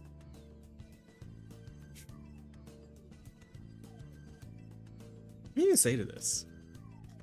What do you say to something like this, like, happening, like it going this bad? Because, like, holy shit, just like the fact that there was no thought at all to what you were doing in the moment, right? Like, I would like to say that this is a one-off and this sort of thing never happens, but more often we are seeing these sorts of crash outs. You have some really, like I said, shitty parenting that create a generation of, we'll say, shitty people. Yep. Yeah. Also, apparently he was also a Kick streamer. And I don't know if this was actually being streamed on Kick. I think it was, because I believe... It was, actually. Because Rampage was watching this shit with... who was it? The name I actually know. He was watching the whole thing on the live stream with somebody, and apparently he has been banned from Kick. So that's wow, that's pretty unusual. They don't. Yeah, usually Kick doesn't give a fuck, right? But I mean, I think attempted murder is too much even for them. So yeah, it takes something about like this to get you banned. I wouldn't go that far, because there was that French guy the other week that was, you didn't hear about that. Yeah, that's pretty awful too. Yeah, there's this man in French man who's living in France. Was living in no, no longer living. But so he, streamer, him and these two other guys were doing like this 10-day stream, and over the course of those 10 days, over the course, couple days of the stream, because they didn't do the whole 10 days, they basically tortured him the whole time. I mean, the literal word tortured him for, money from people in the audience. And then after doing this for a couple days, they let the guy rest, and he died in his sleep on camera after they've been doing all this to him for days on end. So murder is not necessarily something Kick isn't keeping off their stream, you know? Mm. Oh yeah, I forgot about that. There was actually a different clip of Raja, or somebody like informed him that the man had was flatlining. It's like, dude, you really, holy fuck, man. And his first words out of his mouth when he heard that was, "My bad." Did you see what Silent put in chat? I'm gonna try to read my chat. It's a little more informative on Raja's attitude. Yeah, look up. Oh, let's not forget that Raja one time sucker punched his dad. Rampage proceeded to beat his ass and put him to sleep in a guillotine choke. Jesus Christ, man. No wonder What he's home is that fucked to up. grow up in? Yeah, it's like, honestly though. Like I said, shitty parenting. Sounds like a fucked up world he grew up in. We actually do have some comments right up here at the very top. This is the guy that did the tackle that saved the other guy's life pretty much from Raja. So seems he's had some words to say on it. Let me just log in here, make sure it's good. Okay. When we're in the ring and I'm breaking it up and he shoots a double leg on me, by the way, work a better double leg, you prick. And then I'm telling you to calm down. I'm not even fighting. I'm not even being hostile. Then you're trying to work and get lower, do this, change positions, and I'm over here having to swim with you, all this other shit. And then you punch me in the eye. After we're breaking it up, you loser. That's why you got headbutt, and that's why I punch you, and you're lucky I was tired from the match before this. What kind of person are you? You low life clown. You want clout, so you beat up a guy that's half unconscious. You punch a guy that's trying to break up a fight and not even trying to fight you. I wasn't even trying to hurt you. The is wrong with you? So, do you think he wanted to continue beating up Stu? I think he would have killed him. If you didn't stop it, right? I promise you he would have killed him. He would have killed me if he would have got the best of me. If he would have took my legs out from under me like he was trying to, he was going to do the same thing to me that he did to Stu. Clearly, you watched the stream when he's walking away. I'm tired of people with me. I don't care how many times you've been fingered in your life, bro. I don't give a fuck. If you got a problem with the world and the people around you, change your people around you. Change it up a little bit. Go to therapy. Get some help. Don't take it out on everybody else. And then you want to train by one of the best fighters to ever live, your father, use his clout, use his knowledge, and then you want to hurt people that don't train like that? You're a bully. You're a bitch. Fuck you. Everybody you taught you. I mean, shit. No, but he's got a point. Could have said it better. Yeah. Shit's crazy, man. I wonder if Raja himself has made any effort to say anything about this after the fact. Like now it's been a couple of days since shit went down, so I'm wondering if he's come out and said anything about it, right? I imagine his lawyers are advising him not to say anything. Yeah. And given the way he was, that was because this is the clip from the very beginning. He gets up, he sees Raja there, he just lets himself get picked up.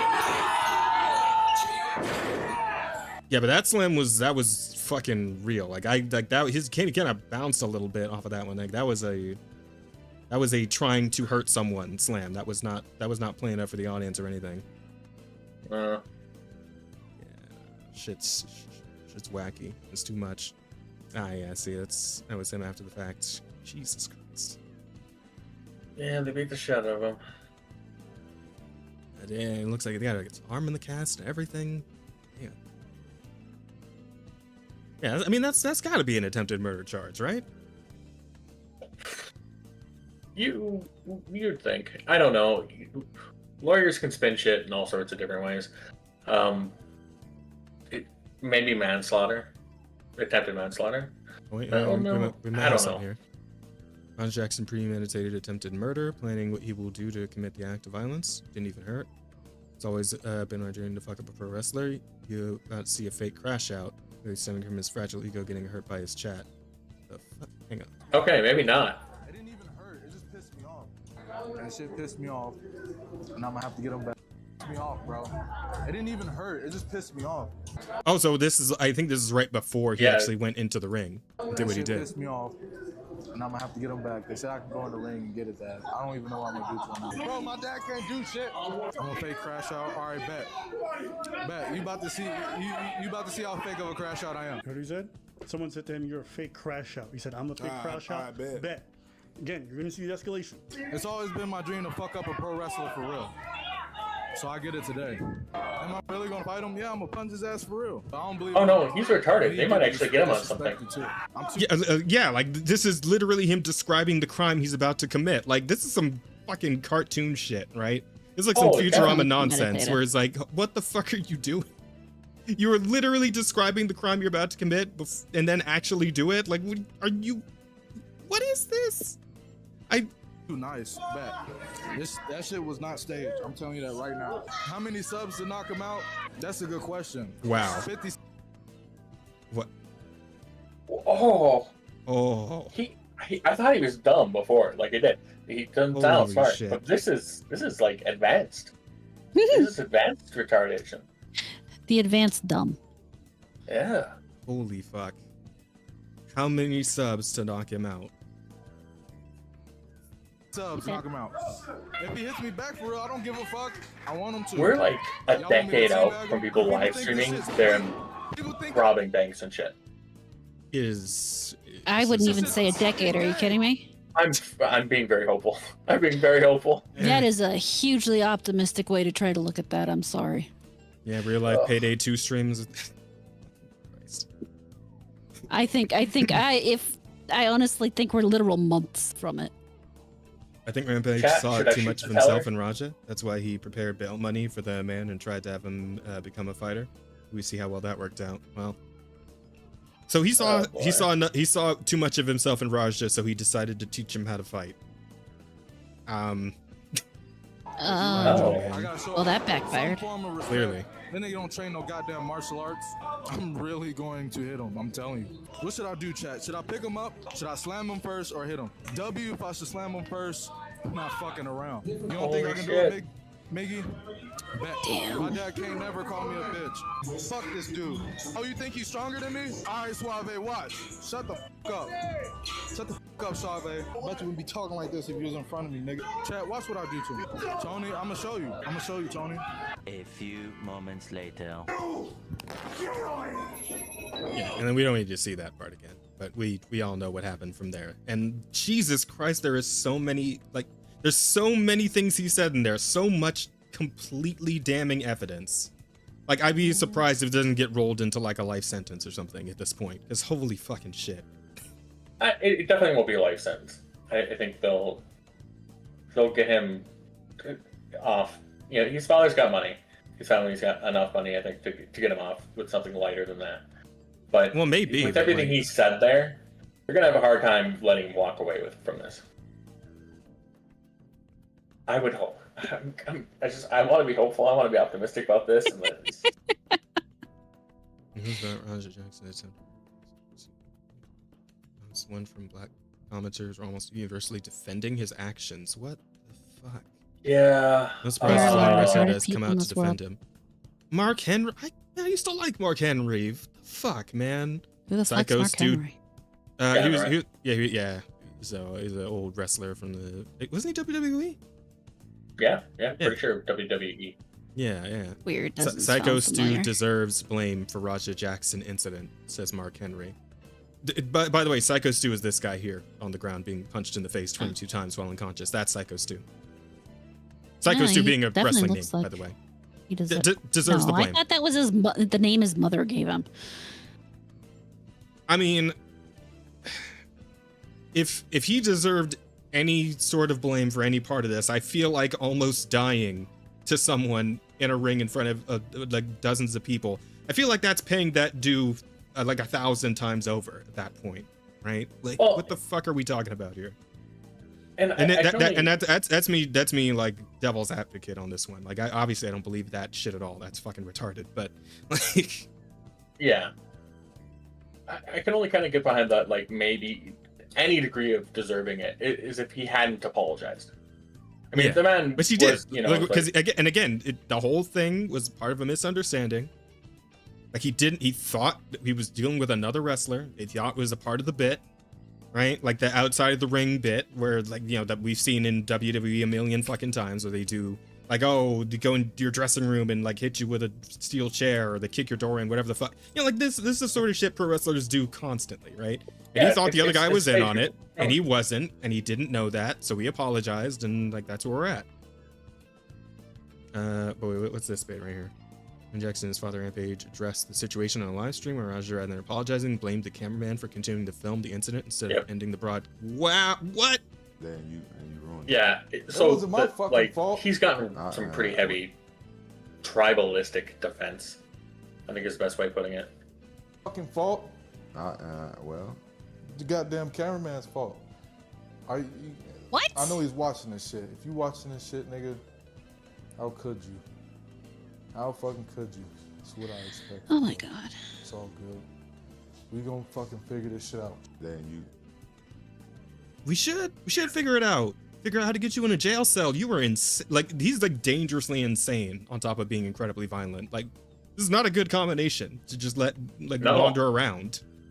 On top of it. Like, imagine somebody just like accidentally bumps into this guy while they're just like it's walking around a mall or something. You can see another attempted murder charge come out. I'm like,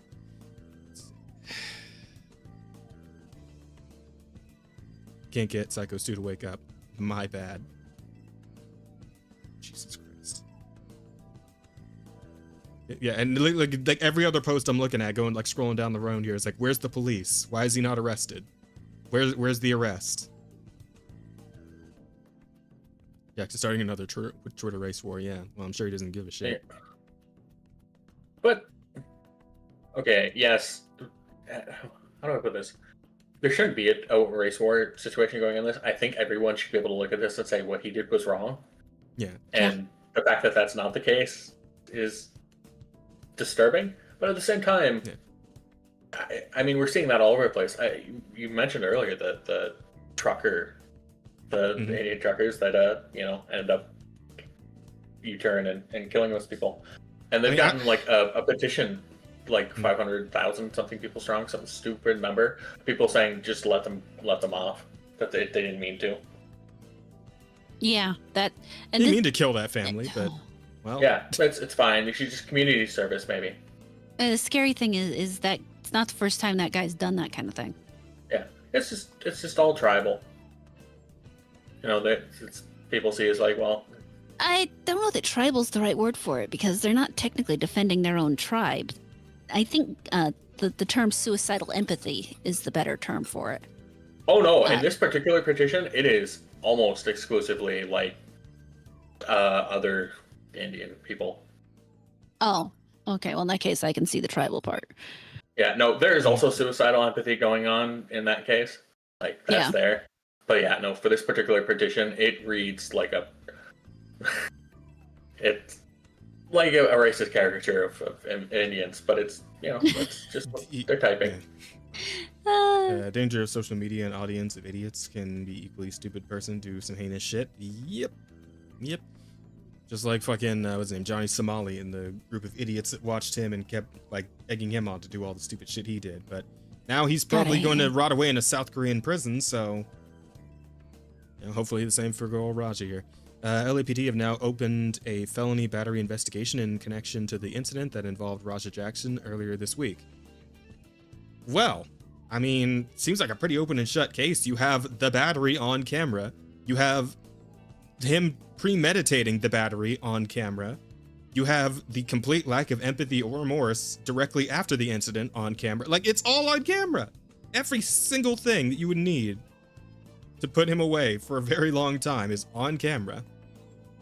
Like, there should not, in a sane world, there should be no way out of this. There should be no fucking way to get away from this in a sane world. There shouldn't be. But I don't know, LAPD. So this was California? Oh, God. Maybe I'm gonna go back with that. Yeah, he might just get off. I'm so ashamed. Like, you guys don't understand the shame I feel as a Californian. Year after year, month after month, bro. It just grows constantly. I need to get out of this fucking state. I really do. Oh man. Mine's not doing too much better, so I completely understand. We have our ups and downs, but I'm mostly happy here. If I could just get rid of the government of my state, and I mean, a that's lot of true people, everywhere. then I'd love this. Everything else about it's great. Just not the government. I don't know that government's really good anywhere. Yeah, this is probably true. Oh wait, so this tweet's saying that somebody is another. You run in on his shit, you fucking give him his receipt. You remember what a receipt is? Give him that fucking receipt, bro. Tag his shit. If you got a fucking problem with it, I'll fucking run out there. Tag his shit. Okay, so this guy might also be implicated in this then, because it sounds like somebody's saying a receipt, which means a real payback for something someone did. Okay, so whoever the fuck this is probably implicated in this too then at this point, because again, it's an attempted murder. That's what it is. That is just straight up what it is, a premeditated attempted murder, and this guy is pretty much in on it for instigating the whole thing. So. I love it. It's like chat. And I love the fact also, like, cause he said like this. Hang on. Problem with it, I'll fucking run out there. Right, he says that, and then I don't think I saw him anywhere in that clip. Like when shit actually popped off and all the other wrestlers needed to go in to like get him off him. I don't think I saw this cowboy hat fucker anywhere in that. I'm pretty sure. Pretty sure I don't remember seeing a dude with a cowboy hat at any point during that whole thing. So he set this guy up and then just left him to die. That's crazy work. That's fucking nuts. Jesus Christ, this whole thing is just it's like the craziest shit show I've seen in a long time, man. And I think cameras caught every single second of it from multiple angles, apparently. God damn. That's one way to prove that you definitely were involved in beating the crap out of somebody. Hmm.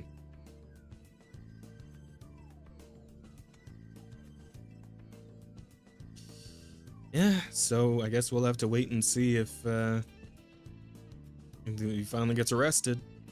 It seems like a lot of people are hoping, and I'm praying for this, like, for humanity right now, and for California specific, and the humanity in California specifically. I'm praying this man goes to jail for what he did. He has to. I don't know how old Roger Jackson is. I'm assuming he's over 18. He looks like he's probably in his like early 20s or something. So. He's definitely old enough to. If he's doing that, he should be. He's definitely old enough to know better. He's old enough to know better. It had his card there. I think it said it was 26. Oh fuck! Way too old for that. Lazy Man's excuse was he was using wrestling lingo, and his comments were made in character. You talked in character and used wrestling lingo to Raja Jackson, who is not a wrestler, and you did it to feed a non-wrestler's kick stream, not for knock X. You're a fucking moron. Yeah. Yeah, no, it was extremely ill-informed. But I think this guy right here, isn't he? In the afternoon, still in a case against Roger Jackson, just for Stu. Oh no, it's might be somebody different. It's kind of, yeah, now it's different facial hair. It's all right. They all look alike to you. I get it. Damn, I wouldn't say nothing like that. Texans all look alike. You can try talking to his son, but then you just stop talking bad about his dog Gizmo. Oh well, yeah. I mean that's fair. Why would bring a dog into it? Yeah, that sounds. Camera. Niggas ain't got me in no fucking camera. Not only did you do that, they got your ass on camera. Niggas ain't got me in no fucking camera. This is the clearest video I've ever seen. This is the most HD shit ever. This is 4K. How did they get you in 4K? That ain't me. Just that face at the very beginning of that. It's something else. Good. It's something else. God damn. But yeah, I mean, shout outs to Psycho Stu and his family, man. I hope they're all doing okay. And I hope Roger Jackson, if he doesn't go to jail, at least get his ass whooped by somebody. I don't know, man. Somebody be a hero. Just give him a good smack. He deserves it. Clearly didn't get beat enough as a kid, so. I think it's the other way around on that one. Yeah. Oh yeah, beat too much as a kid. Yeah. Oh yeah, fair there you enough. go. Fair enough. Fair enough. They missed that perfect middle ground. Yeah, and there's got too much. This narrow window where you beat the kid just enough. There you go. There you go. Do not listen to this podcast for parenting advice. For I various am not a reasons. mother at this point in time, so when your kid is acting bad, you gotta spank him a little bit. You ain't gonna spank him too hard, but you gotta spank him some, right? You gotta know that it's bad. I think corporal punishment is more appropriate than people made it out to be in the last couple of years. Yeah. So. Yeah. Obviously, don't go doing spine busters on your children or anything, but like, a belt to the behind, that'll save you a lot of trouble in the long run. I'm just about to say that right now. It'll save you a lot of trouble when your kid knows who's in charge and what happens when they fuck up. So. 25-year-old grown-ass man rage baited and attempted murder. Yeah. So that's it. That's it, man. It's fucking nuts, and we'll see how it all pans out. I want to be hopeful. I really do, but I'm kind of also with you and Bear on this one, Rada, where California.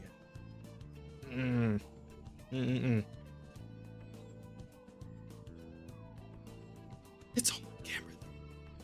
It's all on camera, man. Like, come on, it's all on camera, man. Damn. Every second of it is on camera. Ain't no fucking goddamn way. All right, no, we're done. Okay, I'm done. Fuck it. It's over. There's nothing else to say here.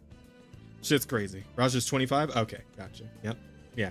Definitely old enough to know better. Way too old to be doing shit like this. Don't use Angi's Backbreaker on your child, yeah. Yeah. Beat your children just enough. That's the title. No, we can't put that as title. No, that's too far. That's too far. The optimal amount of child beating is. No, Rada, don't put that in. Don't put that in. Don't put that in.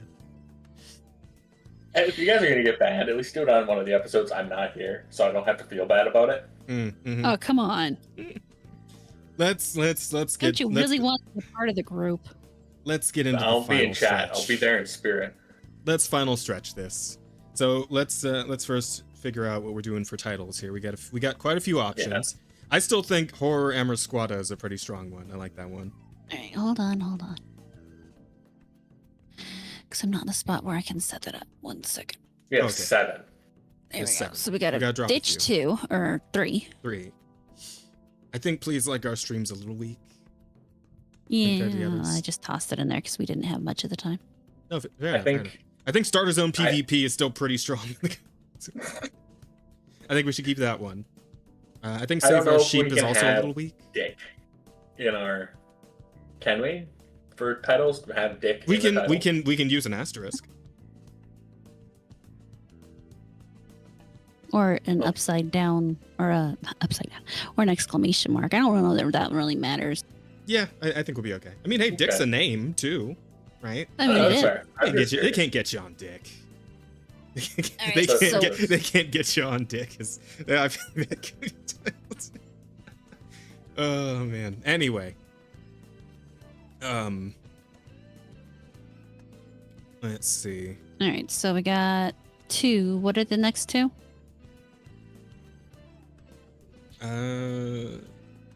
Okay, so we're dropping Save Our Sheep. We're dropping Please Like Our Stream. Send in the Nintendo Navy was a pretty good one. Right. Yeah, I like that. So now pick between one of the Dick ones. I feel like unsolicited Christian Mingle dick pics is stronger, man. That one's pretty. Either that.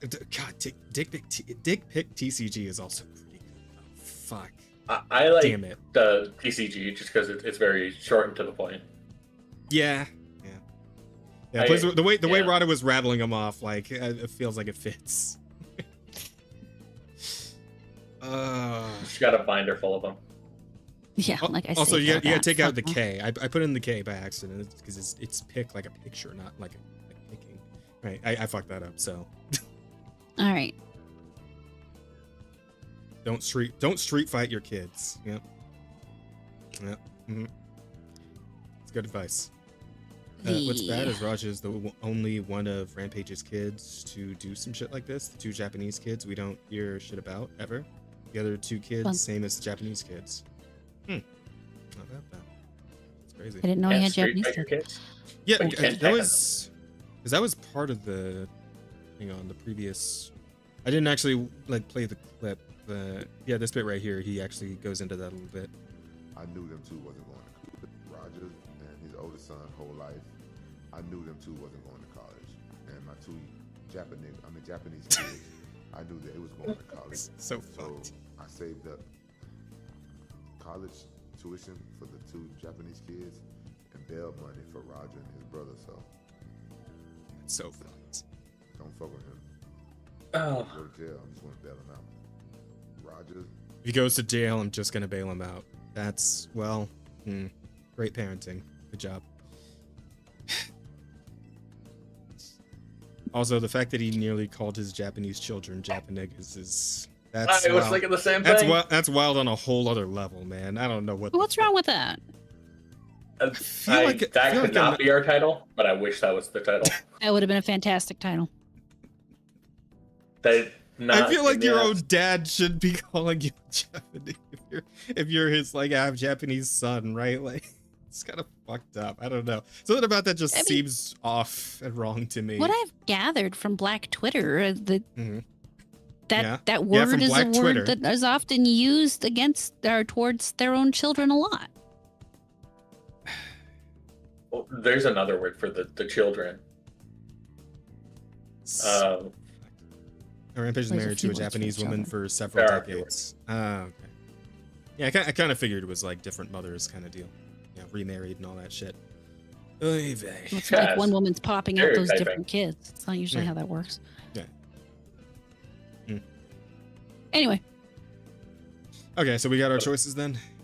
Yep, choices are up.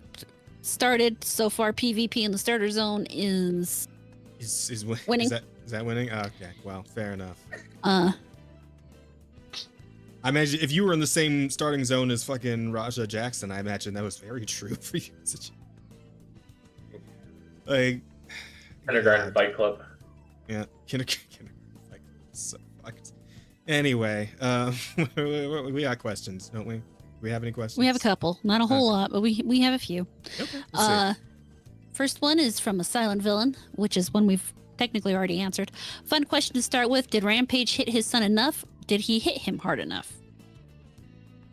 Well, we had this discussion already where it's like, we believe it was too much, right? Too much. You needed to rein it in a little bit, not completely, but a bit, right? You need to find a nice middle ground. And honestly, it sounds like you may have hit him in the head too much. So yeah, maybe you really don't want to do a lot of head hits that really fucks with the brain. Yeah. Well, apparently, some of those pictures were showing off that he's kind of got a skull thing going there, so really hit him in the head too hard. Yeah, there was also apparently like the what might have, some people speculate what might have contributed to Raja's aggro with this whole thing was that apparently he had a like a sparring session with a sparring partner on a stream like not long before this, like a week before this happened, where he ended up catching like a fucking spinning roundhouse kick to the head or something, and like that was a whole thing. So yeah, I guess that can cause extra aggression. Yeah, so but there's all that. Still not a good excuse. Yeah, no, obviously. No, there's no excuse for killing someone or even almost killing someone. So. No, there's not. No. NDA. Unless they're trying to kill you, in which case. No, well, yes. That's not murder though. That's self-defense. Self-defense, yeah. Yeah. Jazz, why are you straight? Ooh. I feel like I've answered this before several times. I like titties. He's not convinced, obviously. Yeah. I like titties. I very much appreciate them. I think they're great. And only women have them, so. Well, that's not true. Well, fat dudes have them, but the appeal's not really the same there, so. That's all I'll say about that. And for our final question, Electric Angel, favorite wrestler, if any. Mine is Bret the Hitman Hart. I mean, John Cena's pretty cool. I think John Cena's pretty cool. Oh wait, no, I changed my mind. I forgot about Kane. Yeah, Kane. Like, because I always hear like how good of a guy John Cena is, right? And like he plays into all the stupid memes and shit. Like he just seems like he's a fun, like cool dude. Right? Especially like my brother actually was talking to me the other day about he went and was like, was at a con. I forget what con it was. Might have been like Comic-Con or some shit. It was like, but John Cena was there doing like promo for Peacemaker, like the new season of Peacemaker and all that shit. And my brother like snuck off of the like security job he was supposed to be doing to go and meet him and talk to him. And he says that like he was just like the coolest, nicest guy. So, yeah. I'm down He for John also Cena. follows just about everybody on Twitter. True, I think I'm followed by fucking John Cena. He follows I me. think. Hang on, am Never I interacted with him. I think I am. No, I guess not. Because it would say like follows you like right here, right? I should follow John Cena though. I think it'd be a fun Twitter because it's fucking Peacemaker. I should watch that show at some point. Seems interesting. All right. Sorry, go ahead. Was that everything? Everybody's favorite wrestler? I think so. Yeah. I'm sorry. What did you say yours was, Bear? Mine was also Kane. Yeah. I like the Big Red Machine. Oh, okay. I mean, Undertaker He's was also pretty a cool really too, though. awesome Politician. mayor in Texas. Yeah, that was a surprise. Or not Texas, Tennessee. Sorry. Like I don't know what Undertaker's getting up to nowadays, but like he was cool as shit back in the day. Like he fucking was. choke slamming someone into a coffin. Like it's so good. Yeah. Holy shit. It's amazing. Yeah, little me watching him just be able to lift people up like that with the one hand is like, I want to do that. Yeah. And it's like obviously later on you realize, oh, they jump into it. That's how he's okay. Oh yeah. Mm-hmm. But still, pretty sick at the time when you're a kid and you're not like, privy to Well, the magic of it all is the still nature, there. the true nature, right? Yeah, when you don't realize it's just fake. Yeah. Yeah. Good times. Well, at any rate. So, yeah, it looks like the PvP in the starter zone is going to be the winner for the night. Hey, we take it. That'll work. At any rate. I'll with actually that- go with remember that- and change the net title.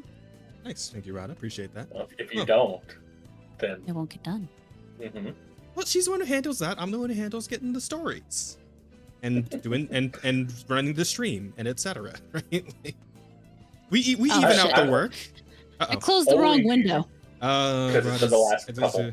It's a big old green screen where Rada used to be. Her green is spreading. Sorry. Squaring. You look mighty massive today. Yeah, well. Very square.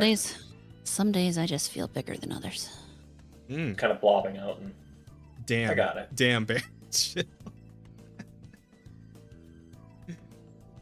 Oh man. I don't know why I closed that screen. That was I never thought I'd see Bear just fat shaming unabashedly on stream. That's crazy. I'm less fat I'm not, today than though, I was 'cause yesterday. as far as I'm aware, she's lost quite a bit of weight. She's on that journey, so I'm not going to make fun of her for that. Besides, I am a fucking unit, and so I do not get to make fun of people for that. Fair. Yeah. Me and my fat ass will absolutely make fun of another fatty. But again, like Bear said, you have the extra like the extra credence there of the fact that you're actually trying to lose weight, So yeah, Well, there's that. it doesn't help that it helps that I'm also cold and heartless. So Yeah, that too. Well, yeah. I mean, I'm just imagining I'm imagining the meme, right? Like, I don't know, you ever seen that meme of like the skeleton with the knife? Where it says like weeb on the skeleton and weeb on the victim, and the knife just says fucking weeb in quotes, right? But I imagine that's Rada with like it all just says fat instead of weeb, right? yeah, no, that sounds accurate. Yeah, that works. Oh man, so you gotta have Sheep make that. You gotta have Sheep make that meme. So good. Yeah, no, that's strong. That's strong. Anyway, yeah, I suppose that's a wrap for tonight, guys. We did it. We found the title. We answered the questions. We talked about pretty much everything I could think of. So I call that a stream in the bag. I suppose all that's left is to. That is a win. Yeah, all that's left is to get the shilling in, and then we're good to head on out of here. Rada, what's going on with you? I am going to stream on Thursday. It is going to be me and Jazz over there. We're going to do more Bloodborne. It's going to be fun. can watch me Bloodborne. get pissed off because I suck sometimes. She gets to fight Henrik next time, chat. Oh, fun. Sounds awful. Oh, it's still a 2v1. You'll be fine. I'm hoping that I will be able to stream this weekend. So, yeah, that's it. This weekend on Saturday, 1 to 5, and on Sunday, possibly the same. It'll depend because I'm also getting a whole bunch of tomatoes that I'm supposed to can this weekend. So we'll kind of see on that. I'll probably stream for sure on Saturday. Sunday, we'll see how I get through on those tomatoes because that's one of those things that's got to get done. So, Alright. but that's what I got going. What about you, Jazz? Since we know Bear doesn't do anything. I'll be here again in 2 weeks, and then tomorrow I'll actually be there for appearing on Rivals. Jazz's stream. Yeah. Oh. Yeah, he's always there For for not being a Rivals. streamer, I show up in a lot of different places. You do. Oddly enough. Told You you do. you're a streamer. It's time to debut, man. Just get into it. Oh, no, I'm good. Fair enough. Just use it as an excuse to play video games. Like, I need an excuse. Yeah, exactly. It's Bear nice just to does have, it. He don't though. give a Trust fuck. me. Yeah, that's fair. That's fair. Yeah, if you say so. I mean, I live in my own home at this point. I play all the games I want. Ain't nobody saying shit to me. But anyway, so I am sorry for one, chat, that I didn't do any streams today before the podcast or yesterday, because I could have done it yesterday because we had to cancel D&D, but like my back, like my lower back, was just super fucked, like to the point where it was kind of hard to even like stand up properly. Like that's how much it fucking hurt. And like I woke up today and it wasn't nearly as bad as yesterday, but it was still kind of like taking me out a bit. It was like taking all the energy out of my sails. So I was like, I probably don't want to stream when I'm feeling like this. It toned down halfway through the day, so I was good to do the podcast with you guys right now. And I didn't want to flake anyway because I already flaked like 3 weeks ago, something like that. Plus, Asta died. Yeah, plus Asta died, so it would have been bad if it was only Bear and Rada. Like that would have been sad. But anyway, yeah. So tomorrow I'll probably go ahead and get some streaming in. Well, obviously we're gonna be doing Rivals, just like Bear said in the evening. I'm probably gonna do Shantae tomorrow. We're gonna continue that. Probably finish it because those games aren't terribly long, and I'm probably about halfway through it anyway. So we'll do Shantae tomorrow, and then I'll probably do more Wuchang on Thursday, as well as obviously be doing Bloodborne, and then that's the week for me because obviously I work weekends, so that'll be it for streams. And yeah, that's about it. So hopefully I'll see you guys there. Hopefully you'll come and hang out. Would love to have you. But that all being said, we're done. That's a wrap for episode 74, but we will be back next week, and maybe Rada's mom will be there. That'd be crazy. I will But it talk could to happen. her. If not, we'll get somebody else. Yeah, we'll figure it out, chat. So keep an eye out. We'll let you guys know on Twitter or something who's gonna come be our guest. But yeah, same day, same time next week. We'll see you all there, hopefully. Yeah. Bye-bye. What's up, Rod? Good night. Huh? No, I thought you I were was just saying, singing you a were saying- song. Oh, okay. Yeah. In the meantime, guys, you know the deal. Take care of yourselves. Go eat something, drink something, get some sleep, all that good shit. We'll see you next time.